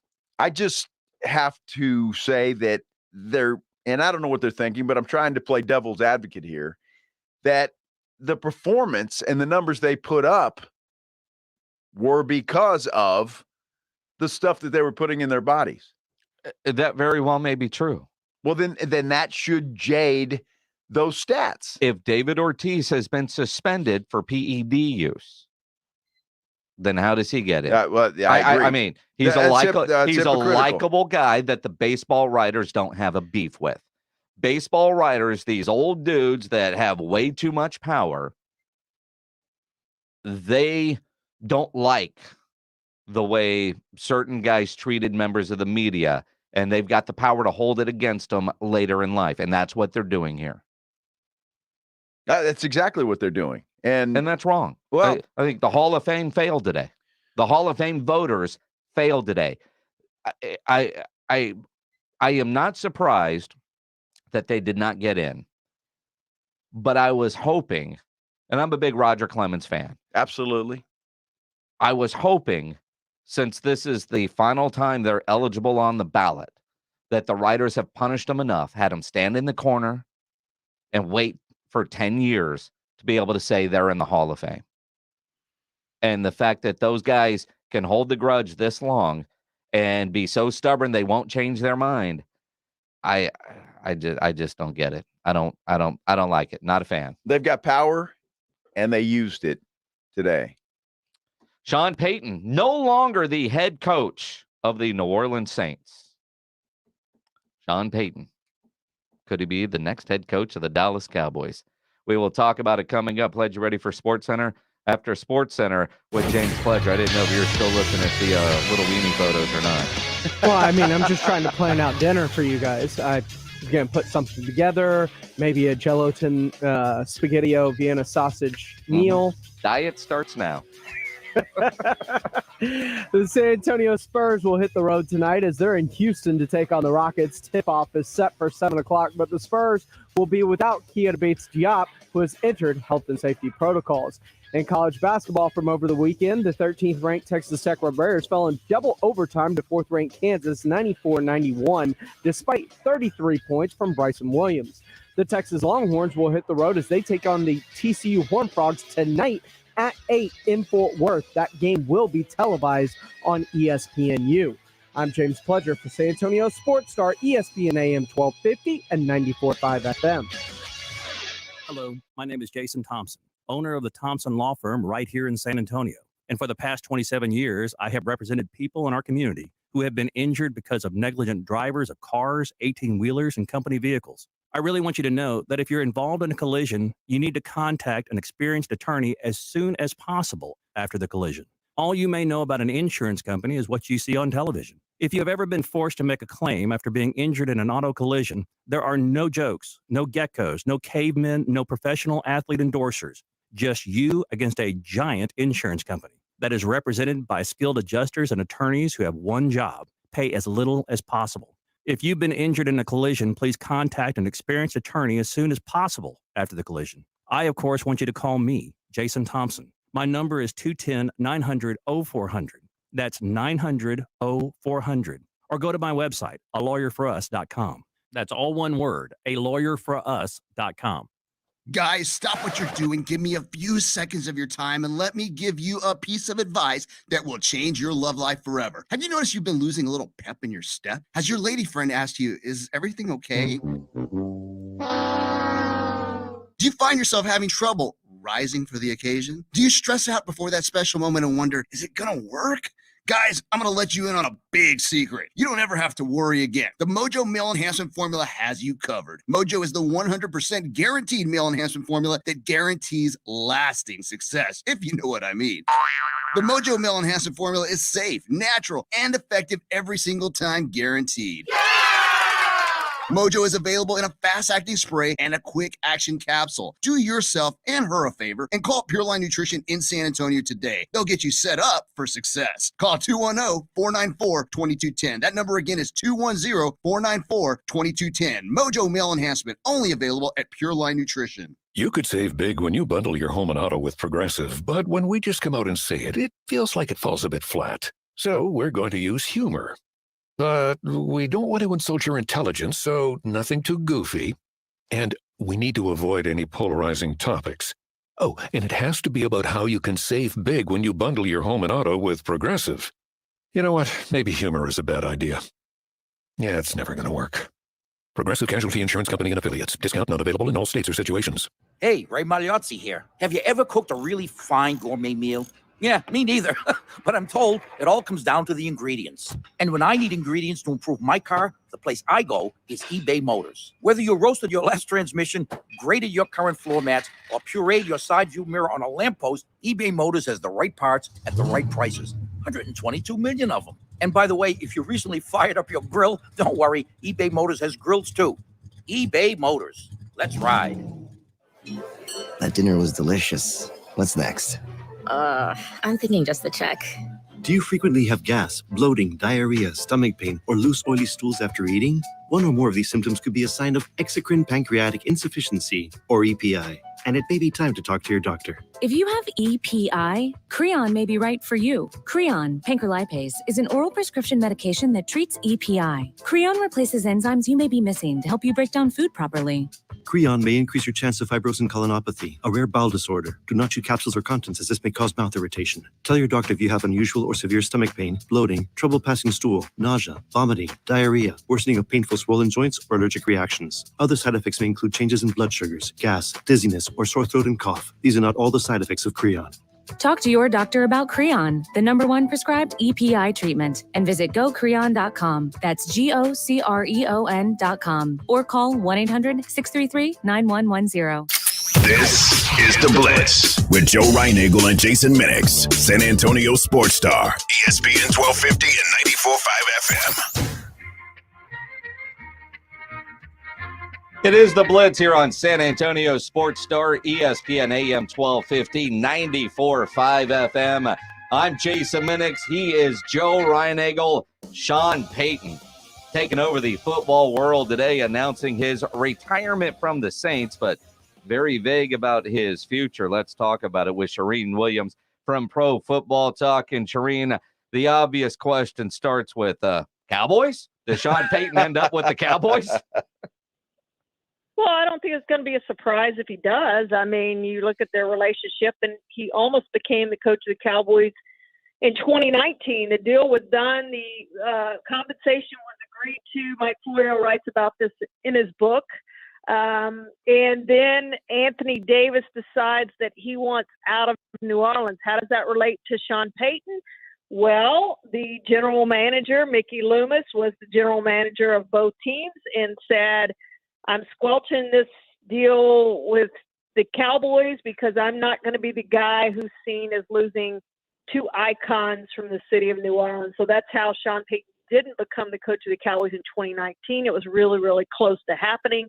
I would assume, since they've already talked about compensation, that would be something similar this time around. Having said all that, Sean Payton, I don't think is going to coach this year. I mean, I didn't watch the whole 90 minutes because we had our own show on Peacock, but I watched the first 30 minutes of his press conference, and I'm convinced he's just worn out, needs a year off. He can do TV or whatever he wants to do over the next year, and then look for a job. And he didn't rule out coaching in his future. He just said he needed time off. So he sounded like a guy who was really worn out from coaching and just needs a break. So I would expect him to sit out for a year and then not exactly become a free agent candidate, because it is going to take compensation. The 3 years left on his contract doesn't go away. The Saints still retain his rights next year, but the compensation likely will be less next year than it would be this year. The Saints will have filled his spot, perhaps with Dennis Allen. And so the compensation for Sean will probably be a little bit less next year, but I think that might be what happens. I do know that regardless, Mike McCarthy was going to go into 2022 on the hot seat. Now it will be the hottest of hot seats possible. And I think he's probably going to have to win a Super Bowl if he wants to remain the coach of the Cowboys beyond next season, is my current guess of how this thing plays out. Charean, I have to ask you, though, with that book coming out and the story that Sean Payton was literally the Cowboys head coach, I mean, Mike McCarthy has to look at that, and I would think that would be so I was second choice here. Did he know that all along, or how does that play out? That was in 2019, so that would have been Jason Garrett going into the final year of his contract. So the two really are unrelated there, because Jason ended up coaching the final year of his contract. So it wasn't the same, I was the second candidate that year. This is something that happened before the 2019 season. So as we visit with Charean Williams from Pro Football Talk, the idea that, Sean still has a home in Dallas, probably will. I know that the TV deal TV has been rumored, especially if Troy ends up at Amazon, could he end up at Fox, all those kind of things. In college, you see a lot of coaches that are no longer head coaches somewhere go and be a consultant while until they get their next head coaching job. Any chance that Sean works as a consultant for Jerry and for Mike McCarthy, kind of like Gary Patterson is doing at Texas? No, he's under contract with the Saints. He can't do that. Okay. He has 3 years left on his contract. That absolutely can't happen. I mean, you would have to either hire him or not hire him, and you would have to give the Saints compensation. So, no, he absolutely can't do that. He can't go to TV. I mean, that's allowable, obviously. But no, he could not go work for another team and help another team. The Saints aren't going to let that happen. You know, Charean, I've been hearing, and I'm sure you have as well, and everybody, that TV is just can't wait to get Sean Payton in the booth. And I'm not really sure why. It's when I look at Sean Payton and just the experience that I've had with him, he's a nice guy. He knows football, but he doesn't come across as that guy that would excite me during a football broadcast. Do you really think he's got a future calling football games? Well, there's a couple of things with this. First of all, yes, I think he would be great at it, and I know him very well. I think he would be great at it if, and it's a huge if. Let's go back to John Gruden. John Gruden got quite a bit of praise when he was at ESPN, but he never would be critical of players or coaches or teams because he always wanted to go back into coaching. That was always there. So he didn't want to tick off anybody that A, he might coach, or B, that he might coach for. So there was always that. So if Sean Payton's thinking about going back into coaching, is he going to be critical of players and teams and all of that stuff? And if he's not, then he's not going to be very good at the job. Now, he could be a studio analyst perhaps and do it that way, but I'm just talking about being a Troy Aikman or a Tony Romo. You just can't have those ties and think I'm not going to be critical of somebody when everyone knows. Let's just take the Bills not, kicking deep, not squib kicking. Are you going to be critical of the Bills? You're going to be critical of Sean McDermott and the Bills staff for that decision. And if you aren't going to be, then you're not going to be very good at the job. That's number one. Number two, the other problem is he talked today about wanting to go back into coaching. Everyone expects him to go back into coaching. So is Fox or somebody going to commit to him the huge money and him walk away after one year? You're not our number one analyst. And he says, well, you're only going to have me for 1 year because I'm going to go back and coach. Are they going to go for that? And that's what I don't know. Again, it would be far easier on both of those fronts to put him in a studio and just have him as your studio guy before game, halftime, all those sorts of things, than it would to actually put him in the booth. But if he commits to that and that's something that he wants to do and decides that he really likes it and he likes the time with his family and all those things, I think he would be great at it. He would be well prepared, and if he would be critical of people and critical of decisions, he would be fantastic at it. But, there has to be that full commitment, and I don't know that he's going to give that full commitment to it, knowing that he wants to go back and coach in the NFL. Charean Williams from Pro Football Talk joining us here on the Blitz, as she does every Tuesday, and there's always something crazy going on in the world of football, and somehow it always seems to relate to the Dallas Cowboys. And the one question I am curious how Jerry gets around the rule when Sean Payton becomes head coach of the Dallas Cowboys. How does he do that and actually honor legitimately the Rooney Rule? You can't, but he will have to interview more candidates than Sean Payton. He just can't go and hire Sean Payton. So what it would take would be you reach an agreement with the Saints. That would be number one. First, you would have to reach an agreement with the Saints. It would be tampering if you went and talked to Sean Payton first. You would have to reach agreement with the Saints. Then you would have to reach an agreement with Sean Payton. Once you get those things in place, not signed, but a verbal agreement from both sides, then you fire Mike McCarthy. And perhaps you fire him before, who knows, however that plays out, those two parts of it. But fire Mike McCarthy, and then you have to have a quote-unquote search. And at that point, it is a sham search. And I think people know it's a sham search.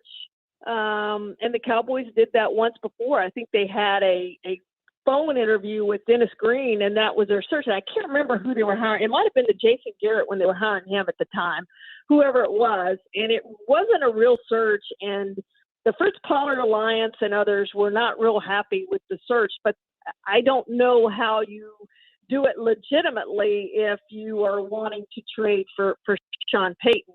And you're not going to fire Mike McCarthy until you know you have Sean Payton in place. So, yes, it's going to be a very difficult thing, but it's not something where they can just fire Mike McCarthy, hire Sean Payton, work out the compensation, hire Sean Payton, and not have a real search. They will have to, have a search. We all know it won't be a real search if they already have an agreement in place, but you will have to have that search, which again is why I think that we're not going to see that happen this year. I mean, we're in late March right now, and getting ready for other things, combine and off-season program and all of those sorts of things. So I don't think it's going to happen for this year, and I don't think Sean Payton wants it to happen this year. But there will be, you're right, there's going to be a bunch of hurdles to clear before they can get this thing done once they decide they want to do it.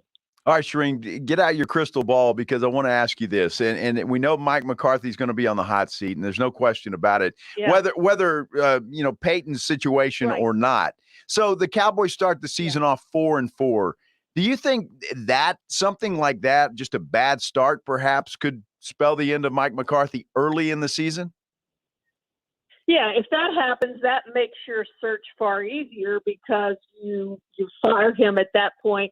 You say Kellen Moore is your interim coach, and 2 weeks before the season ends, you can start doing all those Rooney Rule compliance things. You start talking to the minority candidates on staff, and some have to be, outside your organization. But you start doing that, and by the time the season ends, you've done that. That makes it easier. Now, Jerry and nobody wants to waste the season at all. What makes it moot is if Mike McCarthy goes and wins the Super Bowl next year, they're not hiring Sean Payton, and maybe Sean Payton just waits out Mike McCarthy and waits it out a few more years.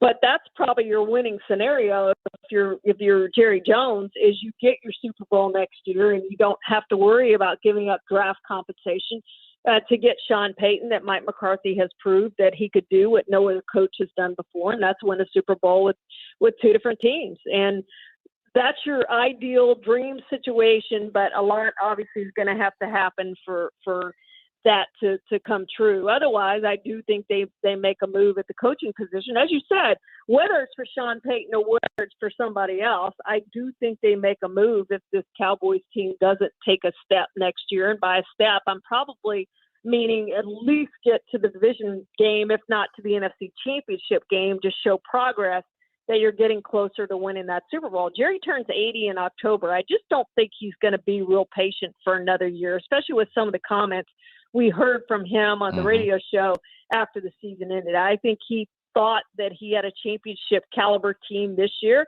I would argue that based on what we saw in the division round, I don't know how close the Cowboys were or are, but Jerry thought he had that caliber of a team, and I know he's very, very disappointed in how things turned out. Charean Williams from Pro Football Talk joining us here on the Blitz. And Charean, great writer. You can watch her on Peacock, but you are also in the Pro Football Hall of Fame. You're a Pro Football Hall of Fame voter. I've known you a long time, and I know how serious you take that. John McClain is on with us every week from the Houston Chronicle. And when we've had conversations about voting for the Hall of Fame, every Pro Football Hall of Fame voter I've ever talked to talks about how they judge a candidate based on what they did on the field of play. On a day like today, when Barry Bonds, Roger Clemens, and Curt Schilling are not chosen for the Hall in their final year of eligibility on the writers' ballot, as a Hall of Fame voter, when you see that and you know the criticism that baseball writers are getting because they come across as the morality police here and not what happened on the field, how do you read what happened today for baseball? Well, it's two different voting processes, completely different. So in football, you don't have that clause. Like, you can't consider citizenship clause is what they call it. We can't consider anything outside of the lines. So there has even been an argument about whether you can argue in the meeting about what happened in the locker room, that no, that didn't take place on the field, and others argue no, that was leadership. That directly relates to Hall of Fame candidacy.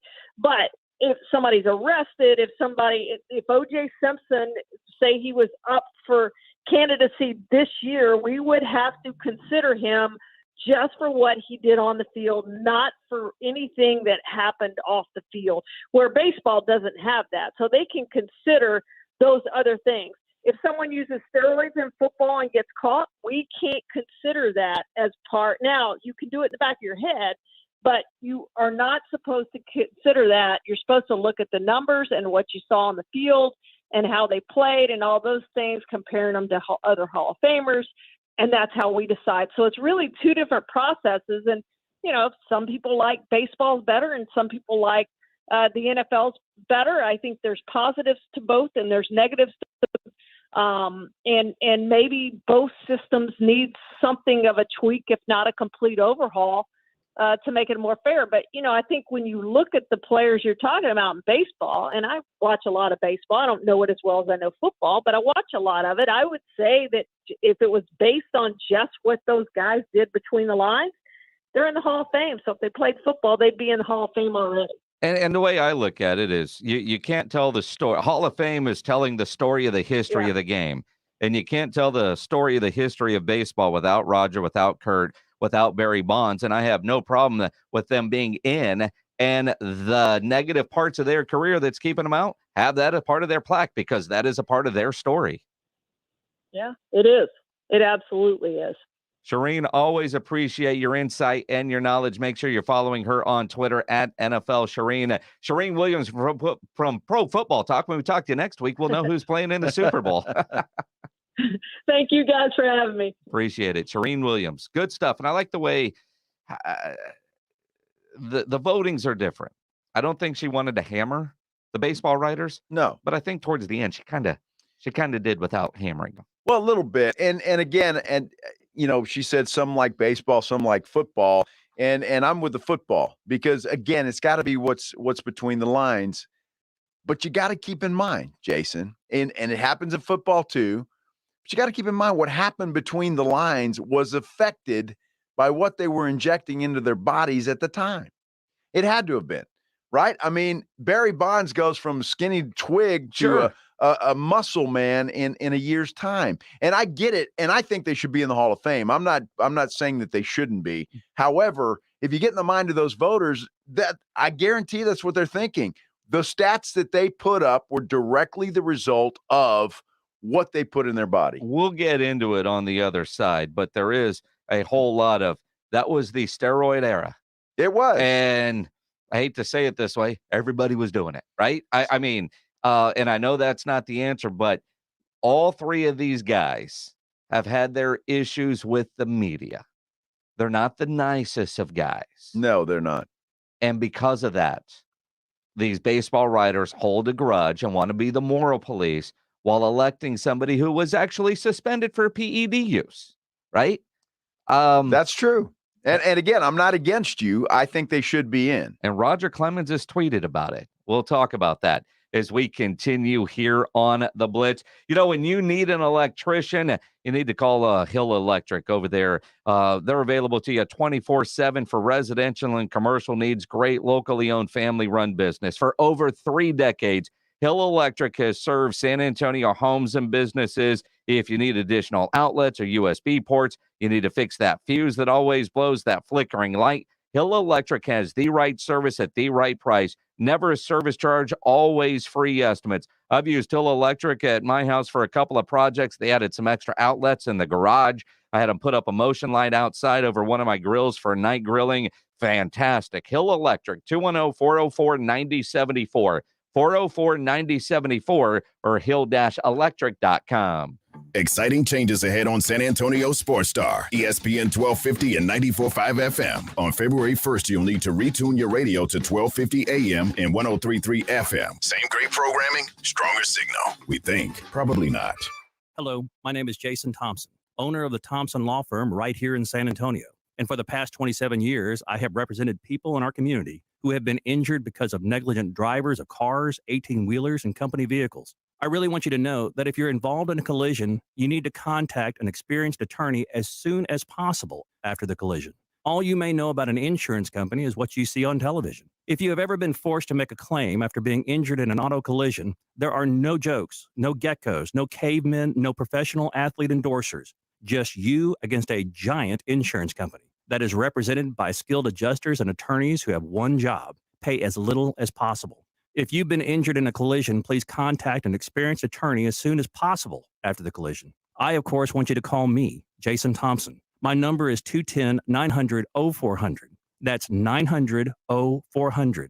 Or go to my website, alawyerforus.com. That's all one word, alawyerforus.com.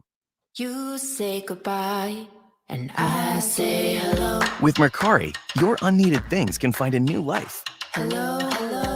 Easily list and sell, I know why you say goodbye, and I say hello. or discover great finds. Hello. Buy or sell almost anything. You say goodbye, and I say hello. Download Mercari on the app stores or at Mercari.com. Mercari, your marketplace. The Rocket Mortgage Super Bowl Square Sweepstakes is back. Every score change will draw one winner from the square to win $50,000. Plus, 2 grand prize winners will win $500,000 they could use toward their dream home. Get in the game for free at RocketMortgageSquares.com. Rocket Mortgage, official mortgage sponsor of Super Bowl 56. No purchase necessary. Legal residence of the 50 U.S. and D.C. of age majority ends 11/11/22. Equal housing lender licensed all 50 states. NMLS number 3030. The NFL entities have not offered to sponsor this promotion in any way.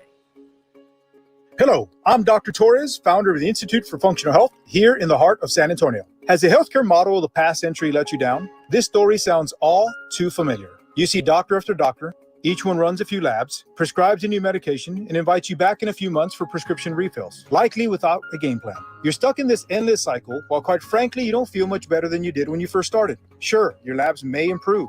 Your doctor may say everything looks normal, but you know better.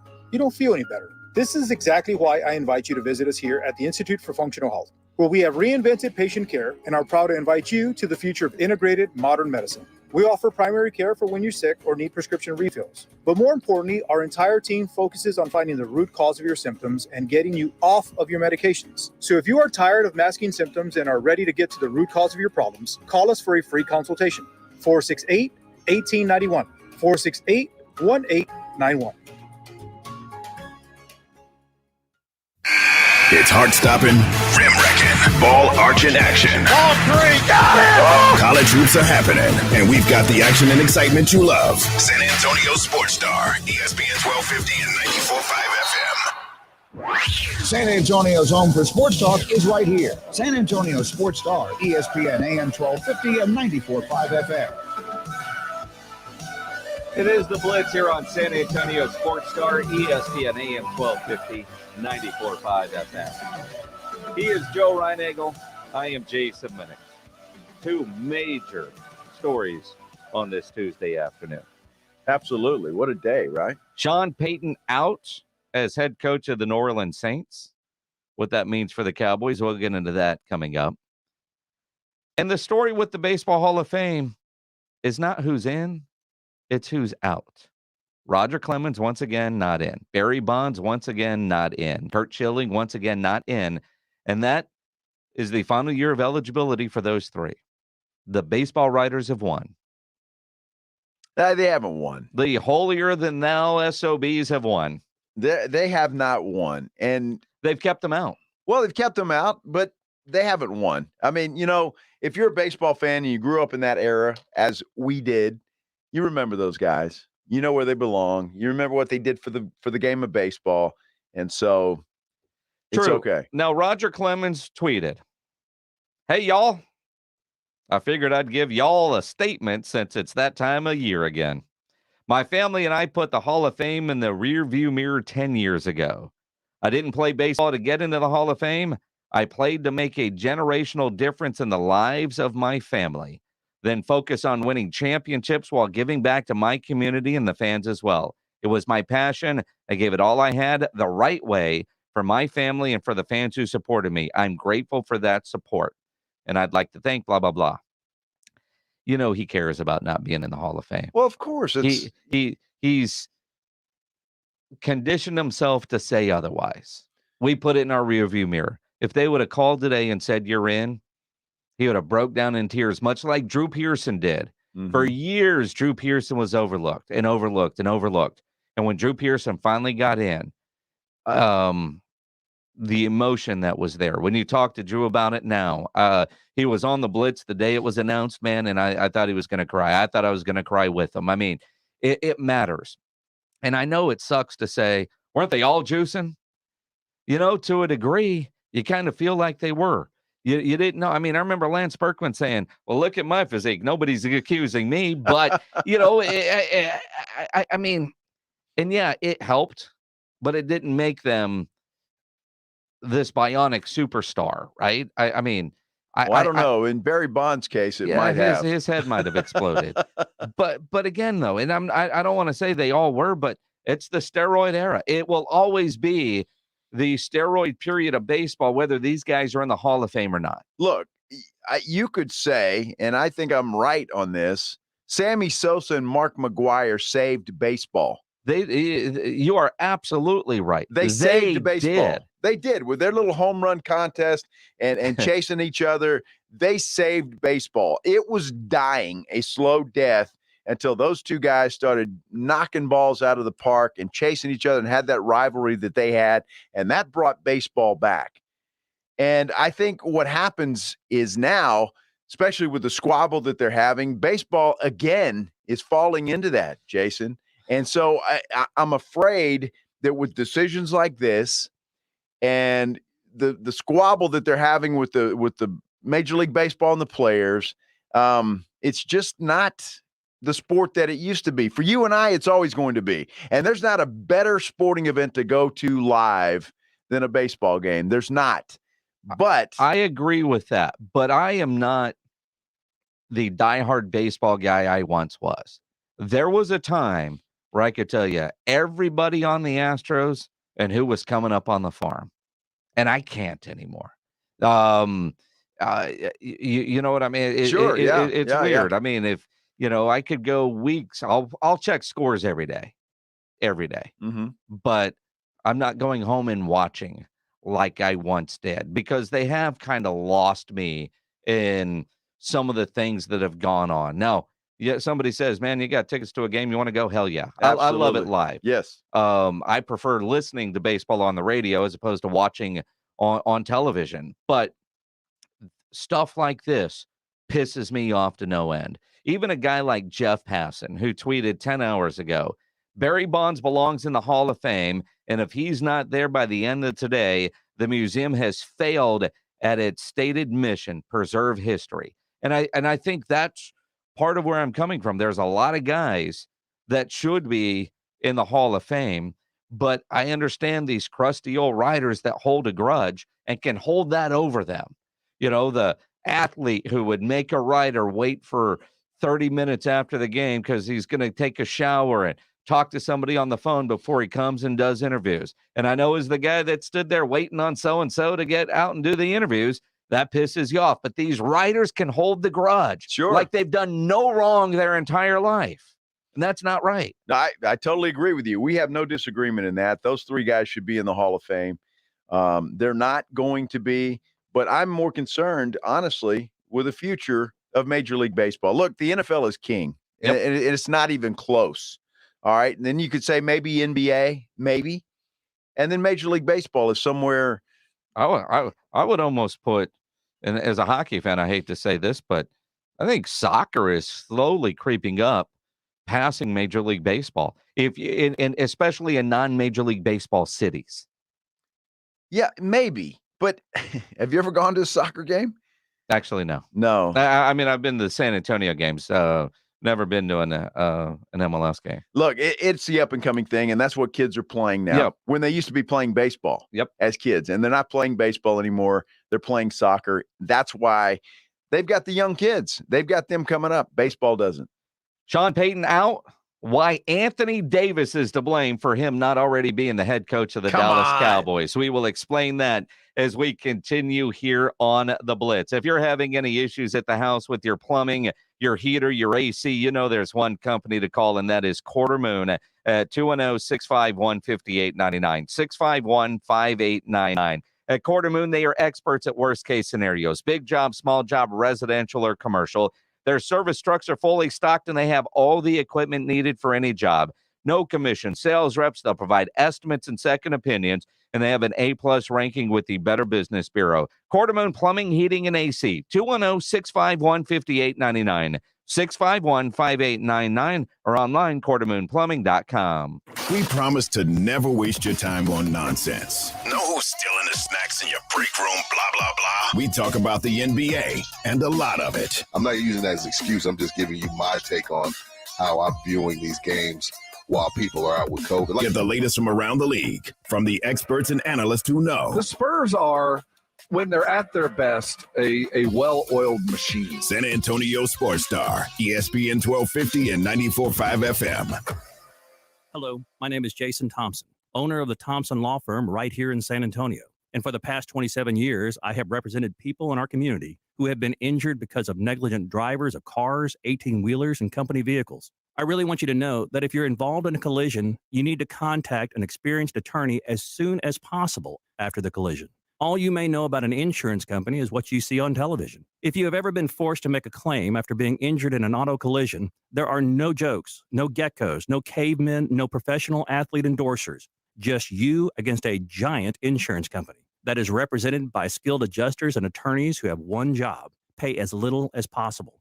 If you've been injured in a collision, please contact an experienced attorney as soon as possible after the collision. I, of course, want you to call me, Jason Thompson. My number is 210-900-0400. That's 900-0400.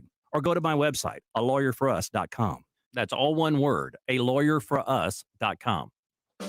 Jason Minix here for Garageanization. You've heard me tell you about their shelving, overhead racks, and storage systems to make your garage functional for the entire family. If you have issues with your garage, call 210-664-4494. Have them come out and give you a free consultation. Garageanization couldn't be a better choice. A veteran family-owned and operated business for more than a decade. Give them a call at 210-664-4494 or go to the website garageorganizationsanantonio.com.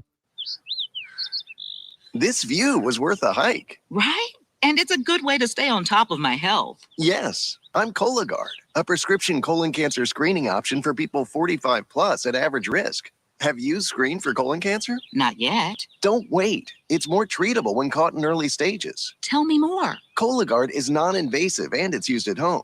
It detects altered DNA in your stool to find 92% of colon cancers. 92%? Yep, even those in early stages. This was seen in a clinical study with patients 50 and older. Any positive result should be followed by a diagnostic colonoscopy. False positive and negative results may occur. Cologuard is not a replacement for colonoscopy in high-risk patients. Do not use if you have had adenomas, have inflammatory bowel disease and certain hereditary syndromes, or a personal or family history of colon cancer. Most insured patients pay $0. Ask your provider or an online prescriber if Cologuard is right for you, or visit Cologuard.com. I'm in. Live, local, loud. KZDC, San Antonio Sports Star, ESPN, AM 1250 and 94.5 FM. Joe Reinagle, Jason Minix, The Blitz. Michael Jimenez, host of Halftime from noon to 2. Apparently got off work and went to Costco. Jimenez just tweeted out a photo of a television on sale at Costco. A 77-inch 8K Ultra HD TV for $20,000. It looks pretty. It does. Look at that picture. I mean, I need a new one. I need a new TV in my office. I'm sure there's one over there for about $300. Yeah. What cracks me up? First off, if I'm buying a TV that's $20,000, I don't know that I'm buying it at Costco. Well, no offense to Costco, but the other thing is on the sign with the price, it's got a 5-year warranty. If I'm spending $20,000 on a TV, I would hope that thing is going to last more than 5 years. If you're spending 20 grand on a TV, you don't care if it lasts 6 months. Okay? Honestly, if you've got 20 grand to throw at a television set, then you probably don't care about how long it lasts, and you may have 2 or 3 of them. I think you should get 2 of them. I mean, I know we were talking earlier today how, as you redesign your backyard, you've got a wall that's perfect for a TV. I just found it for you, man. It's at Costco. Yeah, well, I don't have 20 grand to throw at a TV. So I'm going to go for the lesser amount than that, especially if I'm going to put it outside. Are you kidding me? If I'm buying a TV for 20 grand. It's only 20 grand, Ryan Eagle. If I'm going to buy a TV for 20 grand, that thing's going in a glass case with a lock on it. Inside my house. Outside. No. Outside. Not a chance. No, you could do that. 20 grand for a television set. I mean, just think. Dude, TV sets they're disposable these days. They are. They are. I mean, that same TV will be $9,000 next year. Yeah, absolutely. Wait a year. And in then about you get $2,000 in 3 years, and you still got warranty left on it. Yeah, but in 3 years from now, you may have some, live people coming out of your TV. I mean, who knows how that's going to happen? You know what I'm saying? Technology, brother. It's coming. Robots. Dude, I don't know where this world is going sometimes when it comes to the Jetsons and things like that.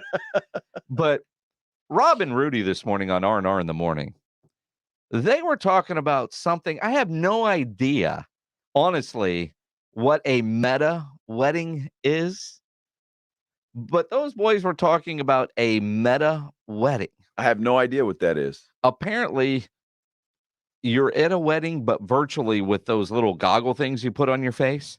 And so you get an avatar. That way you can be at the wedding, but not be in the same room with other people because of COVID, or maybe grandma doesn't want to fly to your destination wedding. And I'm thinking, I don't know. And apparently it doesn't really, as a father of a bride or daughter, at some point I'm going to have to pay for a wedding. Yeah, wait, are you making an announcement here or what? No. Okay. I am not.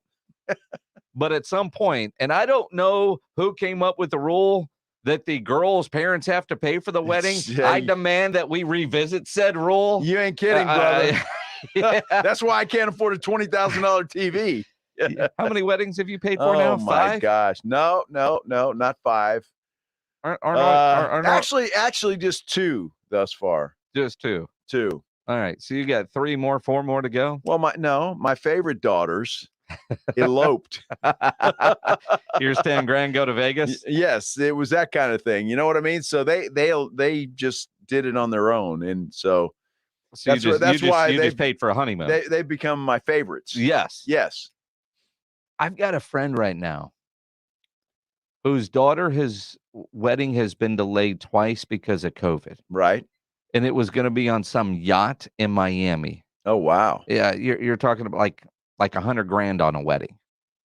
I don't understand. I don't get that. I will tell Erica when the time comes. How about a trip to, I don't know, the DR, Belize, Mexico, wherever, Vegas. But the idea of that kind of money for a wedding is ridiculous. Dude, here's the deal with weddings, and I know from experience, you're throwing a party for everybody else. Yes. The bride and the groom they get married, they'll have fun, I guess, but I mean, then everybody else stays and drinks your booze and eats your food. Absolutely. So that's what you're doing. If I want to have a party, I'll just have a party. That's exactly what you did. I did exactly what happened. Exactly right? What you did. Maggie and I ran off, got married, and then had a party. It was great. Yeah, it was a good party. But this meta wedding, apparently, but it's expensive. And that I don't understand. Although I'm intrigued by it if it's going to cut down on the bar bill, because I know my daughter's friends and the way they are now. I mean, yeah, when she's home and we go to the Rue Pub, it's a completely different ballgame when that bar tab comes out. Pledge, because I think Pledge will even just kind of start throwing things on my tab, which is normal. But when all the girls are, I'm like, Pledge, dude, you got to get this one yourself, man. Well, dude, I did the same thing Saturday night. Exactly. Yeah, you did. Exactly. Well, I mean, a lot of people do. It's all right. Everybody knows mind. You, so it's like, I don't. He's got it. I don't. Minix, Jason. I don't. Yeah. I don't mind. Speaking of things I heard this morning on R&R, what the hell is Wordle? Dude, I don't know. Rob Thompson was in the office earlier and we were doing all our massive show prep, trying to figure out Wordle. Well, I downloaded it after Rob told us about it, and I can't for the life of me. If somebody knows how to play this thing, and I don't know what that means about me, but I have no clue. I don't know how to play. You got to learn, man. Well, you got to learn. I got it up right here, and you tell me what you do with that. I haven't. Right? I haven't jumped in the world, but I you know how to play? I keep seeing it on my social medias. A lot of people are either Facebooking it or tweeting it, but I don't know, Joe. See those letters at the bottom, Joe? Yes. You make words with them. Well, for what reason? I mean, what do you do? Do you put them together like a crossword puzzle or what? Passes time. But if you're a Wordle type, tweet at JoeKens5, at Jason Minix, and tell us how this works. And then I can't see half of it because there's a Dr. Pepper ad right there. Put your glasses on. No, there's a Dr. Pepper ad right there, and it's right in the way. Is it making you thirsty? No. No. Wasted impression. So, I mean, so I can't see half the letters. And so I don't. Well, all right. So I don't get it. I got a great golf game on my phone that I play, though. Do you? Yeah. Oh, wait, we're getting some. All right. Bateo Franklin says when you wake up at 4 a.m., the mind goes weird places. So you Bateo, get how Wordle? how do you play this thing? He's not telling you that. Bateo's. So L. Holt says, Rob let Candy Crush go. It must be good. I don't think Rob has let Candy Crush go. He was actually in my production studio earlier today crushing some candy. I'm sure he was. And I don't understand Candy Crush. I've never played Candy Crush. My wife plays it all the time. Yeah. And she doesn't spend money on it, or that's what she tells me anyway. So when whatever happens and she can't play anymore on her phone, then she goes to the iPad. And we'll pick up another game there. I don't understand it. Part of me is curious about Wordle. Part of me wants nothing to do with that rabbit hole. But like my neighbor is posting about Wordle. I don't know anybody that is successful at Wordle except for, well, hell, Don Harris tweeted out he tried Wordle and got it right the first time in no time and is trying to figure. And I was like, Don, come on, dude. Do you believe him? No, that's a humble brag flex all in one. That's it. That's exactly what that is. Come on, Don, have some class, right? I mean, you act like you've been there before. But if you guys understand Wordle, Reinagel has actually downloaded it. I was going to do it later today. Dude, I don't understand it. Well, because I type in a word that is a real word, and then what? Here's the thing, Joe. In a month, you are not going to have two jobs. You're going to have to find things to pass the time. Dude, I promise you it's not going to be Wordle, okay? I can find other things to do besides Wordle. Well, see, and I'm looking like tonight, I'm gonna go home. I know the Spurs are playing the Rockets tonight. Yep. We'll get into that. And I've got one episode left of Ozark, the new season, to finish. And I was kind of mad at my wife because I thought we were going to knock it out last night, but it was getting late and she had to go to bed because she's got to work. And I'm not allowed to watch it by myself, right? So, okay. But, what are you going to play while watching? And I want to kind of figure out Wordle before or after so I can pay attention to the final episode. And if you're not watching Ozark, watch it. I won't give any spoilers, but my God, that's a good show. Well, I haven't watched it. I know. And I'm still trying to figure this thing out. It says, guess the Wordle in 6 tries. Each guess must be a valid 5-letter word. Oh, hit the enter button. There you go. That's what you do. All right. I got... Well, I can't see the enter button because there's a Yelp ad now. Well, give it a bad review and move on. How about this 5-letter word? Focus on work. Let's do our show. Okay. Let's talk about Sean Payton announcing his retirement. And you, Joe Reinagel, are one that could certainly relate to what Sean is going through. Absolutely. I'm tired of doing this, but I'm not tired of working. Don't want to stop working. I just want to have a little bit of a life after work. Mm-hmm. And nothing against TV. I love TV. I've had a great career and it's been awesome. But getting home at 11:30 at night every night for the last 25 years, I kind of like to go out to dinner occasionally. You know, some friends call and say, hey, we're going over here for a drink. How about it? Can't. I got to go to work. Yep. You know what I mean? It's just stuff like that. So after a while, you want to have a life. And your life is greatly improved now that I'm a part of it on a daily basis. Now, but you know what you're going to get now? You're going to have your friends that are going to text you and say, hey, we're going to first time I have HH over here. Like, what the hell is HH happy hour? Right. Well, I'm happy hour entertainment. Well, that's fine. Like when we're at the Roo Pub, we're happy hour entertainment. Whatever bar we end up at. So you will get there without the cheaper drinks, and all your friends are already going to be way ahead of you. That's okay. I don't mind that because I'm getting there at 7:30 versus midnight. Yeah. So it's okay. I'm okay with that. I can deal with that. So I'm looking forward to it. And, and this is fun. I mean, honestly, TV is great, but it's very compartmentalized, I guess you could say. And, opinions are kept to a minimum. On TV? Yes. So now, like them or not, and I've already got some people that don't like me very much. They think I'm a Cowboy hater. And that's okay. I'm not. You are. It's tough love, Jason. Is that what you call it? It's tough love. I'm not a hater. It's tough love. It's tough love. Not a fan. I want them to do well. It's good for business. It's good for business. Yes. You either be really good or really bad. Yes. Unless you're the Dallas Cowboys. And quite honestly, that is my issue right now with the San Antonio Spurs. Okay. Because they're playing well enough right now, although they've got a tough schedule, to get into that play-in tournament. And then you're picking somewhere around not in the lottery. I got to say that I was very optimistic about this team getting into that play-in tournament. You know this. Mm-hmm. Man, they just can't play 4 quarters right now. No. That's their problem. And so there's that one quarter that gets them in trouble, whether it's the first or the fourth, and they have got a brutal schedule coming up. They do. And Michael Jimenez, this does not mean we're joining you on Team Tank during this conversation. No, it does not. Not at all. They're just not good enough. And if they're not good enough to get into the play-in tournament, I'm okay with that.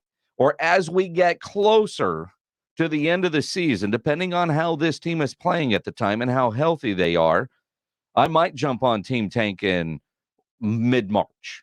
Yeah, nobody's gonna tank. That's a made-up word that nobody does. It's not here's why I will say mid-March. I will say either go for it depending on how they're playing or not.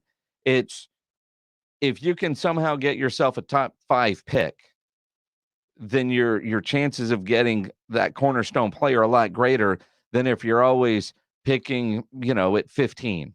And that's, when I think about teams that rebuild, the Dallas Cowboys are a prime example of 8-8, 8-8, 8-8. You're not picking near the top. You're not giving yourself an opportunity for a Joe Burrow, for example, because you didn't suck bad enough. You're just right there in the middle of the pack, and that's the worst place you can be in sports. We're talking football, then the Cleveland Browns probably would like to finish 8-8 and get that because they suck at the number 1 pick. The difference is the Browns 55 people that have been in the front office making bad decisions versus the Spurs front office that have historically made really good picks, picking in the middle or late in the first round, but given the opportunity for a top 5 pick, I'd like to have that there as opposed to getting to the play-in, work your way out of that just to be bounced like that. To me, that's not worth it. Well, we'll see. I just don't know, and it's such a gamble. And I know there's some names in college basketball that some people are high on, but we'll see. There's no guarantee that those guys, because they're good in college, does not mean that they're going to be good in the NBA. I mean, it's just such a different ballgame. Sure. So it's all a crapshoot. I would rather, because the Spurs have some money, look, no matter where they finish and no matter where they draft, and if they get a draft pick too, that's great. But they've got to find a way to attract some veteran talent here. Here's a guy, James Harden. Okay. All right. All right. Does not want to play for the Brooklyn Nets anymore, apparently. So he wants to enter the free agent market and see what happens. Well, so what he's doing is he's putting his name in the transfer portal, right, with the right to withdraw it because he sees all these college kids doing it. He's tired of having a part-time teammate in Kyrie. Yeah, he's really upset with Kyrie. And here's a team, Brooklyn, that has to figure out not to have home court advantage in the playoffs so they can have one of their better players for most of the games. I mean, think about that. Well, I have a feeling, Jason, just as it happened in the NFL, by the time the playoffs roll around, COVID won't be that big a concern anymore for the NBA. I just have a feeling that that's going to happen. I don't know, but once the playoffs roll around, things will start to, do we really need that? Nah, maybe not. It will be interesting to see, but as it stands right now, Brooklyn needs to have non-home court. But did you hear how Harden said it? Yeah, I'm going to look. Mm-hmm. But I might come back. I mean, I like it here, but it's like it's been a long time since I've had an apartment lease, but my lease is up. I'm going to look around. Yep. See what, how many months free I can get signing at this place, or do they have, one on a higher floor with a better view of the pool, or one that's not right next to the elevator or something like that. But if I can't find something I like, I'll re-sign with you. No, that's good. And can you imagine James Harden in San Antonio with Greg Popovich? Because Harden plays no defense whatsoever. Yeah. And could this just be James Harden's ploy to put pressure on his teammate to go get the damn shot for the betterment of the team? Because right now, I look at whether you're talking about Kyrie, whether you're talking about Aaron Rodgers, those are the two most outspoken unvaccinated players that even if they decided after doing all their own research that they wanted to get vaccinated, they can't now because the PR flack that they would get for giving in. I mean, it's like they have put themselves between that rock and the hard place that even if they did decide, all right, I'm going to go get a shot now. Because for all the rest of us normal people that were hesitant to get a shot, something was planned that you needed a shot for that you decided, okay, I'm going to go get it. Had nothing to do with science or your own research or what you saw on Facebook. I'll use my sister-in-law as an example. She wasn't sure about it, but she had a trip planned to Iceland. And she wasn't going to cancel her vacation, so she got the shot. Right? Okay. And she went to Iceland, and that's what it is. For a guy like Aaron Rodgers, a guy like Kyrie, who's been so outspoken, if they were to get the shot now, they're too dug in to change their mind. They're not going to change their mind, either one of those guys. And Kyrie Irving, I guarantee you, James Harden can't put any more pressure on him than he's already been under. I mean, that guy has been hammered by everybody in the NBA. I promise you. And as he has said, he's rooted in his decision. He is. And so he's made up his mind, and Aaron Rodgers has as well. But again, I think you saw it in the NFL, in the playoffs. All of a sudden, COVID wasn't even talked about or thought about. That's it. And so I think we're going to see that in the NBA too, once the playoffs roll around or as we get closer to the playoffs. And there are, I read today, I forget which, where I saw it. I just saw the headline and went, oh, yeah, that's going to go over well. That there's certain communities trying to make it to where if you want to go into a restaurant, go into a stadium, you have to show your proof of vaccination as a way to encourage more and more people to get it. I just, Dude, it's just going to have more people eating on a patio. I mean, it's just, people will forego game tickets,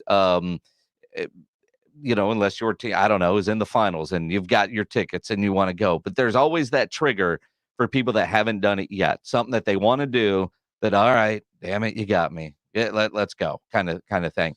Those guys don't have that option at this point. No, they don't. And again, they're, like you said, they're so dug in. They're not going to change their minds right now. They'd look like hypocrites. But is James Harden trying to put that pressure on his teammate? Well, if he is, it's not going to work. I mean, the ultimate team sport, or all sports, team sports, is you got to be there for your teammates. But don't you think Kyrie's already heard that a gazillion times. He has. But now if you're talking about, and if you're Kyrie, probably I would hope your thought process, let's get through this season. It's going to be different rules next year. Things are going to get better. So I just got to ride out the storm. That's it. But if you've got a teammate ready to break up a championship level basketball team because of you, maybe that makes them go, well, all right. I mean, no, but I don't see Kyrie being that guy. That's not going to happen. There's a lot of weird stuff about Kyrie that and James Harden for that matter. Those two egos and those two personalities in the same locker room anyway. Yeah, and I'm not, I don't know about James Harden anyway, right? I mean, he's a good offensive player. He's a great offensive player. Horrible defensive player, and he's really never done much of anything. He's never done didn't that Oklahoma City team make it to the finals one year? Well, they did, but nobody could stand him and Westbrook. Exactly, and the only one of that group that's got rings was Durant. Everybody thought the Rockets were going to be the next thing, best thing when Harden went there, and they didn't do anything. And the Rockets in town tonight as they continue their They're rebuild. Actually in Houston tonight. Are in Houston tonight. No, they're playing tonight. Yeah. But yeah, the idea that they're playing and Houston will do their rebuild on all those picks they got from Brooklyn for James Harden. It's like, here's my headache, and you're going to reward me. Man, this is awesome. It's a great country. Sean Payton out as head coach of the New Orleans Saints. We'll hear from him as we continue here on the Blitz. Nobody ever plans on getting arrested, but it does happen to a lot of people every day for all kinds of reasons. If you get arrested, you want to get out of jail fast, best way to do that, call my good friend Albert and his great staff at AA Best Bail Bonds, 210-225-2121. Text bail to 474747, or you can even start the bonding process online at mybestbailbonds.com.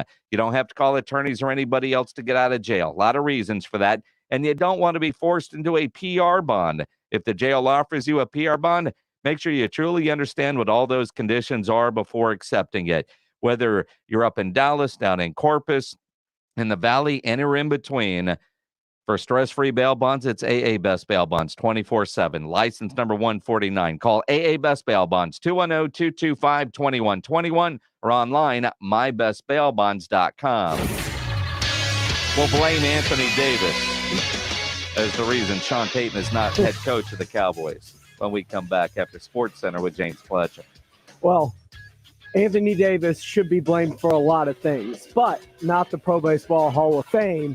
As that's his fault too. Major League Baseball has announced that Big Papi is going into the Hall of Fame, but on their final year trying to get in, Barry Bonds, Roger Clemens, and Curt Schilling all fall off the writers' ballot after failing to get 75% of the vote. In the NFL, the New York Giants finished their interviews with Dan Quinn for their head coaching vacancy. They've also requested to interview Cowboys defensive backs coach Joe Witt Jr. for the defensive coordinator position. I'm James Pledger for San Antonio Sports Star, ESPN AM 1250 and 94.5 FM. The Roo Pub is the best place to watch a game. Football, basketball, the big fights, they have them on at the Roo on their 3 massive 170-inch laser screens and TVs all around. Come hungry, the food is fantastic, and the kitchen is open until 2 a.m. every day with the full menu available. The Roo Pub has the best darts area in town, indoor cornhole and weekday happy hour from 11 to 6. For lunch, dinner, or late at night, and the best place to watch a game, get into the Roo Pub at 281 in Redmond Road. We'll see you at the Roo. Hello. This is Discover, and we take customer service very seriously. We know that if you have a question or concern about your credit card, that's a serious matter, and you need to talk to a real person about it. So we offer around-the-clock access to seriously talented representatives in the USA. Again, it's a serious endeavor. The only funny thing about it is Bob. If you call us and Bob answers, you're in for a treat. Get 100% US-based customer service and talk to a real person day or night. Discover. Exceptionally common sense. You and your phone have been through a lot this past year. It's been your lifeline to the world. And now some big wireless company is telling you got to buy a new phone from them and sign their contract? They don't control you. With TracFone Wireless, you can keep the phone, number, and network you already have. Already got a 5G phone? Keep that too. Because TracFone runs on America's best networks now with 5G nationwide. Plus, we've got unlimited talk and text smartphone plans starting at just $20. TracFone Wireless. Now you're in control. 5G nationwide access requires a 5G capable device. Actual availability, coverage, and speed may vary. Millions of people use Zoom Phone, the innovative and feature-rich cloud phone system for businesses of any size. Zoom Phone is simple to use, whether you're on a mobile device, desktop, laptop, or desk phone. And because every call is important to your business, Zoom Phone was built with reliability in mind, using geographic redundancy to keep your communications online. Empower your workforce with Zoom Phone. Visit zoom.com/phone system. Zoom. How the world connects. Now an important message from Exergen. A critical new FDA study proves that the widely used non-contact thermometers are not accurate and have high probabilities for false negative readings. New COVID strands are on the rise, and non-contact manufacturers are being irresponsible at a time when accuracy matters most. Accurate temperature measurements are essential. Don't wait. Switch to Exergen because they are accurate and backed by over 100 clinical studies. Be sure, be accurate with Exergen. Learn more at Exergen.com. Why does Walgreens offer copays as low as $0 and 90-day refills? Because we care about Medicare, so you don't have to. I mean, do you really care to hear me go on about same-day prescription delivery making your life easier? Or how there's a pharmacy expert available 24/7 and one-click refills? Well, I just did anyways. Fill your Medicare prescriptions with Walgreens and save. $0 copays apply to Tier 1 generic drugs and select plans with Walgreens as a preferred pharmacy. Restrictions apply. See walgreens.com/Medicare for complete details. Imagine a life with no more tooth pain. If you struggled with dental problems all of your life, or maybe you're missing teeth, or maybe you've got cavities followed by fillings and more fillings and more fillings, then a root canal, and then the crowns to follow, only to have the pain come back. You know what I'm talking about, and if you're dealing with it, stop. And stop spending lots of money at the dentist every few years only to have it fail. Dental implants at River City Oral Surgery could be your solution. Dr. Mark Habercorn at River City Oral Surgery is an oral surgeon and a medical doctor, and he offers direct patient care with prices that are literally listed on his website, rivercityoms.com. $1,300 per dental implant. That includes exams, x-rays, and post-op care. $20,900 to replace all the teeth in one jaw with implant teeth, and that also includes everything from start to finish. The prices are on the website and financing is available. Stop the struggle. It's time for no more tooth pain. No more worrying that something will blow up on you. I want you to call Dr. Mark Habercorn at River City Oral Surgery at 210-778-0002. Get the latest on what's happening on the NBA hardwood. Behind the back dribble to the rim and the flush. Right here on San Antonio Sports Star, ESPN 1250, 94.5 FM. Well, I had no clue I'd be the boy who your mama warned you about. Is this famous pledger's way Nice of saying we play. need to do something here? Nice. That's your cue. He just wants some good music on the show. You yeah. know what I'm saying? Hey, you don't wait till the weekends to grill, right? No. I mean, you grill sometimes during the week a lot, right? When I was working from home 5-6 days a week. Yeah. So, if you're grilling tonight, tomorrow, you got plans to grill, that'd be a good time to take a picture of that and send it in to us. Because if you do, and we pick that thing, guess what? You get a $50 gift card to Tri-County Meat Market. We choose a winner every Thursday night at 6 o'clock right here on the Blitz. All you do is upload that photo, send us a recipe, and you do it at sasportstar.com. So if you're grilling tonight, get out your phone and take a picture of it and send it to us. See, you do so. That's so much better than Rob. Rob always asks for the meat photos. Take a picture of meat and send it in. And every time Rudy laughs like he's in the 4th grade.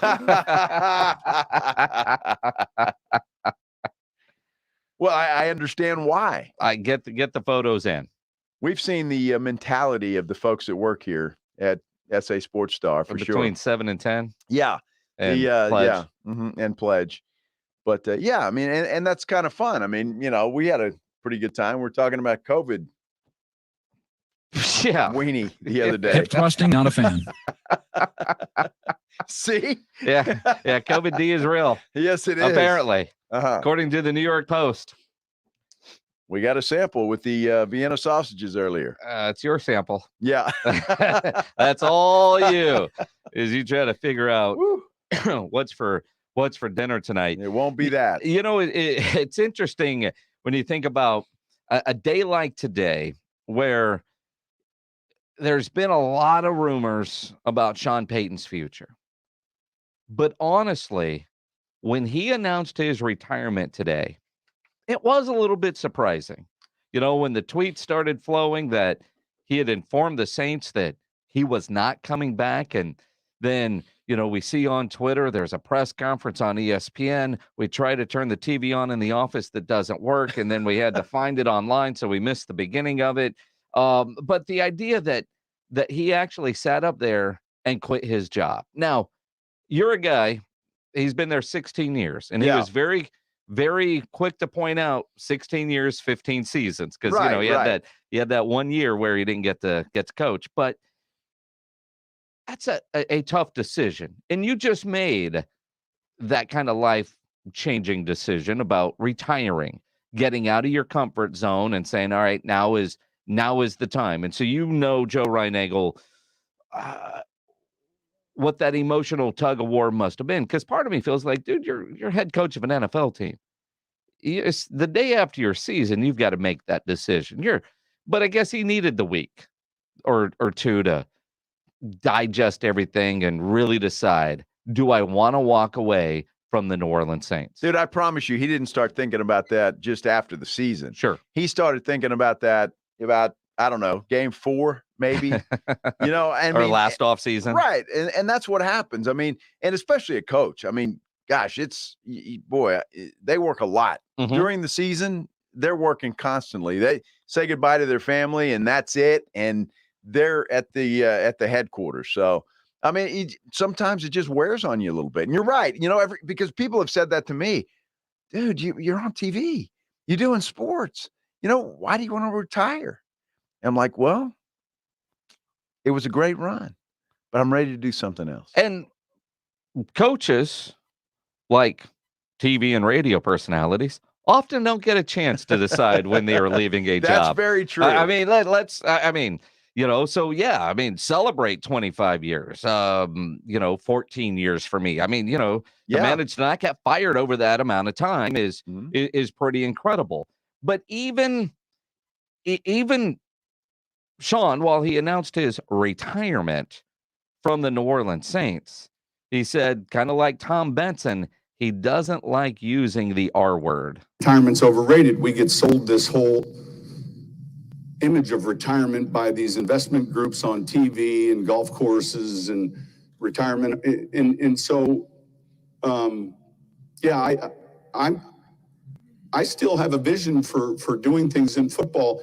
And I'll be honest with you, that might be coaching again at some point. I don't think it's this year. I think maybe in the future, but that's not where my heart is right now. It's not at all. So his heart isn't with the New Orleans Saints right now. In other words, I think we're going to suck for a while, and I just don't want to deal with that kind of mess. But, you know, there's been a lot of rumors about a TV job with Fox if Aikman leaves to go to Amazon, and if Aikman stays at Fox, Amazon is going to be looking. Could that be Sean Payton? You just heard him mention maybe coaching. Honestly, as I sit here today, and this is okay, I don't know what's next. And look, I read the reports and I understand.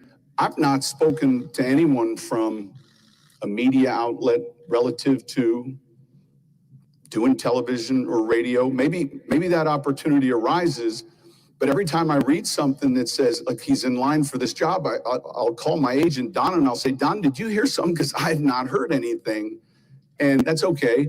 I think I'd like to do that. I think I'd be pretty good at it. But so stepping outside, like in the cold weather today, and being a little uncomfortable professionally or from a career standpoint is okay. Sure. It's great. I appreciate how he mentioned radio. Maybe he's got a deal with ESPN coming up. Hey, maybe he does. You know, or I guess Fox, because they've got radio too. But the synergy between ESPN television and radio is a lot stronger than than Fox, although I'd love to see him arguing with either Stephen A. or Skippy every morning. That'd be interesting. I just love the fact that he threw that plug in there.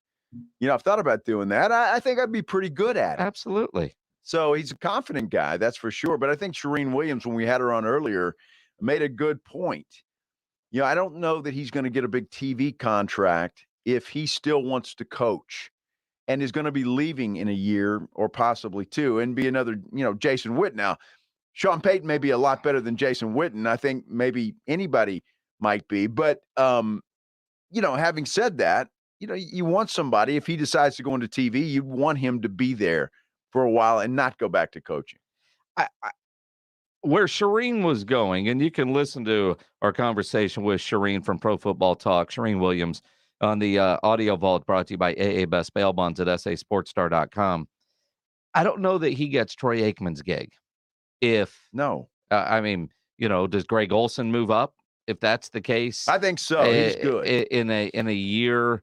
You look at Moose, but I don't know if he would take over with Joe Buck. Moose is, probably in the third or fourth team for the most part. They've got some good analysts. I think, absolutely, out better than the CBS guys. Because after Romo, it's a pretty dramatic drop off. But I and maybe he ends up over there. Maybe they realize that. But you get the sense that it's only going to be for a year. But all of us Cowboy fans who've had this pipe dream about Sean Payton coming home, it's a lot more real than we've ever actually realized or believed. Mike Florio from Pro Football Talk has a column out today, and his pinned tweet details, and it's an excerpt in his upcoming book that isn't even out yet. And I get a feeling that Florio, his book is called Playmakers. He wasn't going to release this yet until it's closer to when the book is coming out. But with Sean announcing his departure from the Saints, it made sense. And essentially, they blame Anthony Davis for the reason Sean Payton is not the current head coach of the Dallas Cowboys. And here's why. In 2019, Cowboys were a playoff team, lost to the Rams. The Saints got knocked out on that bad playoff call, the pass interference that wasn't, right? Jerry and Sean and the Saints, according to Mike Florio, had everything worked out where Sean Payton was going to become the head coach of the Dallas Cowboys, and the Cowboys were going to compensate the Saints, and they were going to fire Jason Garrett that year, and Sean Payton would be the head coach of the Cowboys. On the day that they were going to do everything, Anthony Davis decided to make public that he wanted out of New Orleans and demanded a trade. And Mickey Loomis, who ran both the Saints and the Pelicans for Gail Benson, who owns both, right, decided that he couldn't have both Sean Payton and Anthony Davis's departure on his resume. So he killed the Sean Payton deal, signed Sean to a new contract, which he is currently under, and Jason Garrett got to stick around for another year as head coach of the Cowboys before getting fired, and here comes Mike McCarthy. So blame freaking Anthony Davis for Sean Payton not being the head coach of the Dallas Cowboys. Or Mickey Loomis. No, it's Anthony Davis. It's not Anthony Davis. It's Anthony Davis. Anthony Davis had no clue what was happening there. He just wanted the heck out of New Orleans. And he didn't know anything was going on with Sean Payton. So it's not his fault. You can blame him all you want to, but you don't like the guy. I'll blame them both. I mean, Mickey Loomis, have thicker skin and do your job. Well, you got picks for Davis. You were going to get picks for Sean. How about Sean Payton? No blame there? For what? He could have pushed that issue. He tried. He didn't. He was under contract. He's under contract, but he could have pushed the issue. Say, hey, look, Mickey, if you don't, hey, if you don't do this deal, I'm out. I just love the fact that it was done. I wish it would have happened. But now Mike McCarthy is going to have to coach his ass off next year. Mike McCarthy was already on the hot seat. Now it's I can't even, I mean, who knows? You got heated seats in your car, and we've all been using them this week. Yeah. And then sometimes, it's on a little bit too long, and you go, man, the hell, right? Yeah. I mean, that's Mike McCarthy in August. right? No doubt. In September and even the offseason. Mike McCarthy is a dead man walking, whether it ends up being Sean Payton or not, because there will be other teams that will be interested in Sean Payton. It depends on what McCarthy does. I mean, I think it's Super Bowl or bust for him, though. It's got to be. I agree with that, but quite honestly, Jerry has fired a Super Bowl winning coach before. No, but that's... I mean the idea that if you can get, and Jerry is always fascinated about Sean Payton. That's the one that got away, right? Now all of a sudden, even if Mike McCarthy wins a Super Bowl. Dude, if Mike McCarthy wins a Super Bowl, he's in the Ring of Honor the next day. I promise you that, because Jerry wants a Super Bowl win so bad. Mike McCarthy's going in the Ring of Honor. Bam, you're in. I got it. I'm 80 years old. I'm out. Done. I'm with you. And Sean Payton, you're coaching next year. Nice. Congratulations, Mike McCarthy. Dude, take that Super Bowl right off into the sunset. We'll put you in the Ring of Honor. He won't go in the Ring of Honor. But I mean, I hear what you're saying. But even if he won a Super Bowl, if Jerry thought that he could get Sean Payton, I think he would take it. See, I just don't. And please, somebody convince me why. Sean Payton's record is no better than Mike McCarthy's record.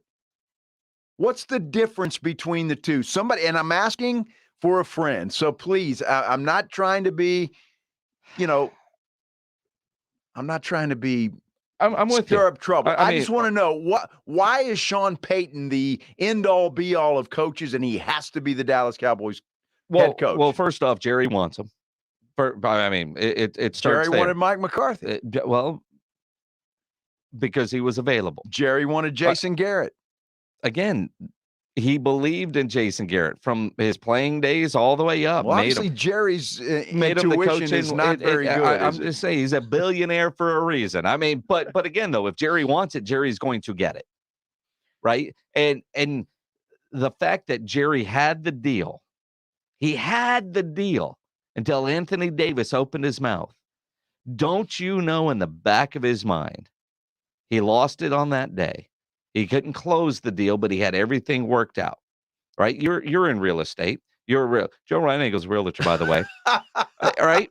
Yes. You get everything done. Everything's accepted. And for whatever reason, you get to the table at closing and the dude bought a brand new truck and it all falls through and they run the credit card.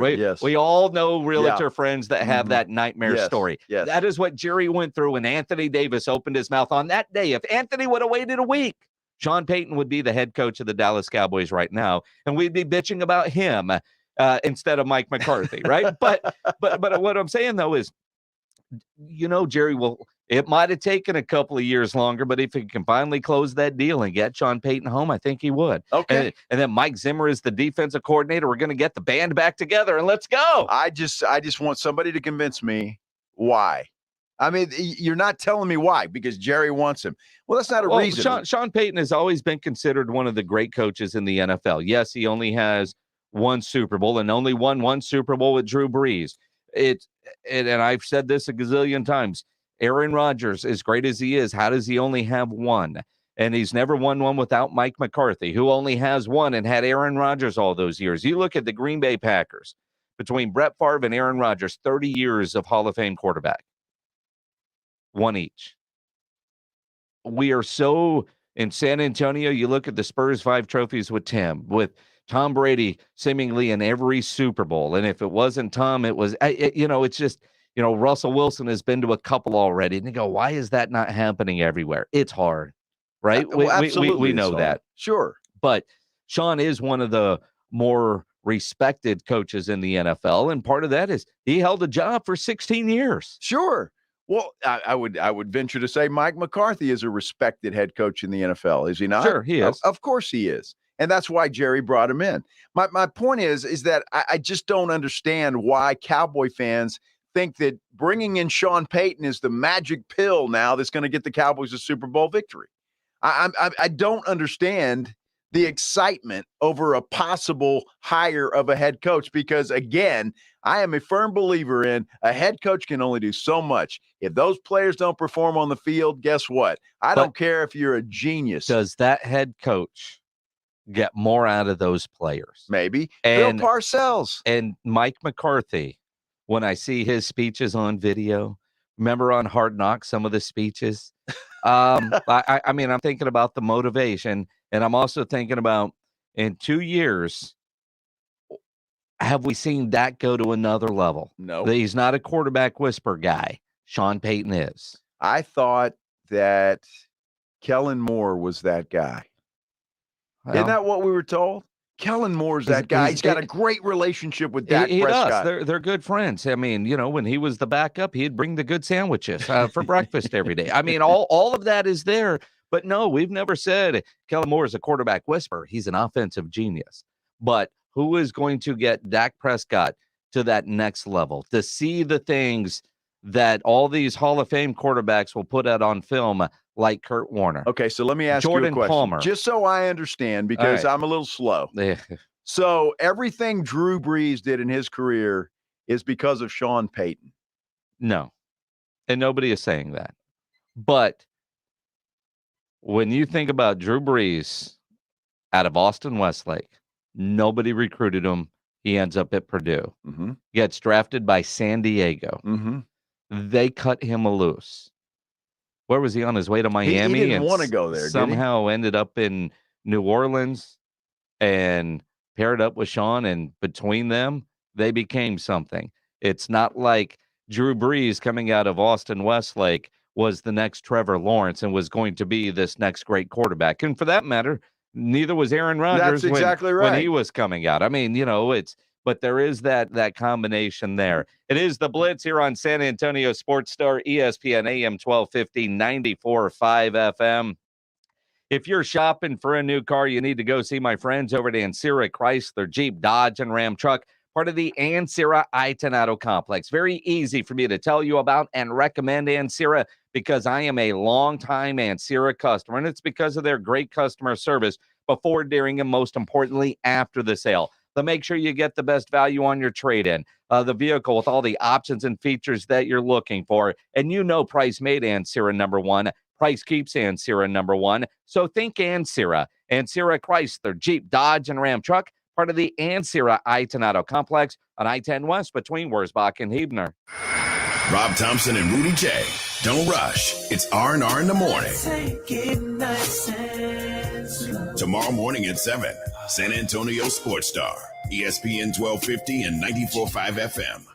Before we rodeo San Antonio, mosey on over to Dietz Tractor. We're busting out of the chutes early with a stock full of LS tractors. And this is no 8-second ride. Take your time and choose from a field that includes compact and utility tractors at low prices. Excel in your field with LS Tractor, 7-time winner of the EDA Dealer's Choice Award. Backed by a limited 6-year warranty, LS Tractors will give you more standard features and more performance for less money. These are some of the hottest tractors around, and Dietz Tractor wants to sell them to you today at unbelievable prices. Dietz Tractor, where you get more tractor for less. Injuries happen, so if you twist, pull, pop, or snap something, you need Dr. David Espinosa at TSAOG Orthopedics. Dr. Espinosa treats all non-surgical orthopedic injuries and has same-day and next-day availability. Telemedicine services are also available. There is no reason to be in pain. If you are hurting, visit Dr. David Espinosa at TSAOG Orthopedics. Learn more at TSAOG.com. That's TSAOG.com, or schedule your appointment by calling 210-804-5490. Progressive Snapshot can save you money based on how you drive and how much you drive. So the safer you drive, the more money you could save. Now, if you didn't hear that because you were looking at your phone while driving, let me say it again. Seriously, put down your phone. That is so unsafe. If you didn't do stuff like use your phone while driving, you could save money with Progressive Snapshot. But saving or not, just put it down. And if you did hear it the first time because you weren't looking at your phone, nice work. You'd love Snapshot from Progressive because it rewards safe drivers. Progressive Casualty Insurance Company and Affiliates. Snapshot not available in California and North Carolina or from all agents. Do you have taxiety? That uncertain feeling before doing your taxes? Filing on your own or choosing the wrong partner can be stressful. Connect with Liberty Tax and then just breathe in and cash out. Get $50 by filing before February 20th. Go ahead. feel it. Visit StopTaxiety.com to schedule your appointment and say farewell to the stress of tax season. Liberty Tax. Let's end taxiety. At participating locations, terms and conditions apply. See store for details. I'm Joel Clark, a Select Quote agent, with a true story that could save you hundreds of dollars a year. A woman named Linda just called. Her husband, Ray, has a group life insurance policy, but is changing jobs and he can't take it with him. Well, I went to work and found Ray, who's 40 and takes medication to control his high blood pressure, a 10-year, $500,000 policy for only $19 a month. That's way more coverage for a lot less than what he was paying. If SelectQuote didn't shop for your life insurance, you're probably paying too much. For your free quote and to find out how much you can save, call 1-800-403-5050. That's 1-800-403-5050. 1-800-403-5050. Or go to SelectQuote.com. Since 1985, we shop, you save. Get full details on the example policies at SelectQuote.com/commercials. Your premium could vary depending on your health, issuing company, and other factors. Not available in all states. It's drive and determination. Catching a right-hand dunk. It's magic and mayhem. Long three is good. We've got NBA action live on San Antonio Sports Star, ESPN 1250 and 94.5 FM. This is Max Kellerman on San Antonio's Sports Star, ESPN, AM 1250 and 94.5 FM. Is Metallica to close out going to become a Think Pledge? I mean, this is like twice in 3 days you've done that, which I greatly appreciate. I'm good with Metallica to close it out. I kind of like that country stuff he was playing earlier. I don't know what you speak of. Yeah, you do. You enjoyed it. You know Turnpike Troubadours. Yeah. They're good. They're back on tour, too. Yeah, you were tapping your feet. I could hear it over there. So, let's see. I don't know how much time we have left in the show. We went kind of long. Ryan Nagel tonight at 10. You got to steal some minutes from Billy T. Yeah, I got a lot to do, right? I mean, between Spurs playing the Rockets tonight, which should be an easy win. Should be an easy win. We said that once before, didn't we? I don't pledge. You want to make a bet? You want to make a side bet? Spurs win tonight. I never see that thing wrapped around your head ever again. I don't even know what the hell to call that. My daughter used to wear those. It's an ear warmer, isn't it? Is that an ear warmer? If you're skiing? I thought it was just or producing the show. What girls wear to keep their hair up when they're working out. I thought you stole that from your roommate. Spurs win tonight. We never see that again. Let's see. You've got Sean Payton news tonight at 10. Yeah, big Sean Payton news. And Hall of Fame news. Hall of Fame news as well. I don't know if I'm going to have enough time. Let's just tell Bill Taylor, you know, we know it's going to be cold. Yeah. We're good. We'll wear our earmuffs. All right. Yeah. R&R in the morning gets you going at 7 o'clock. We're back tomorrow at 4. Have a good night, everybody. Stay warm. I can't wait to watch you guys play. We're ready for y'all. Let's go.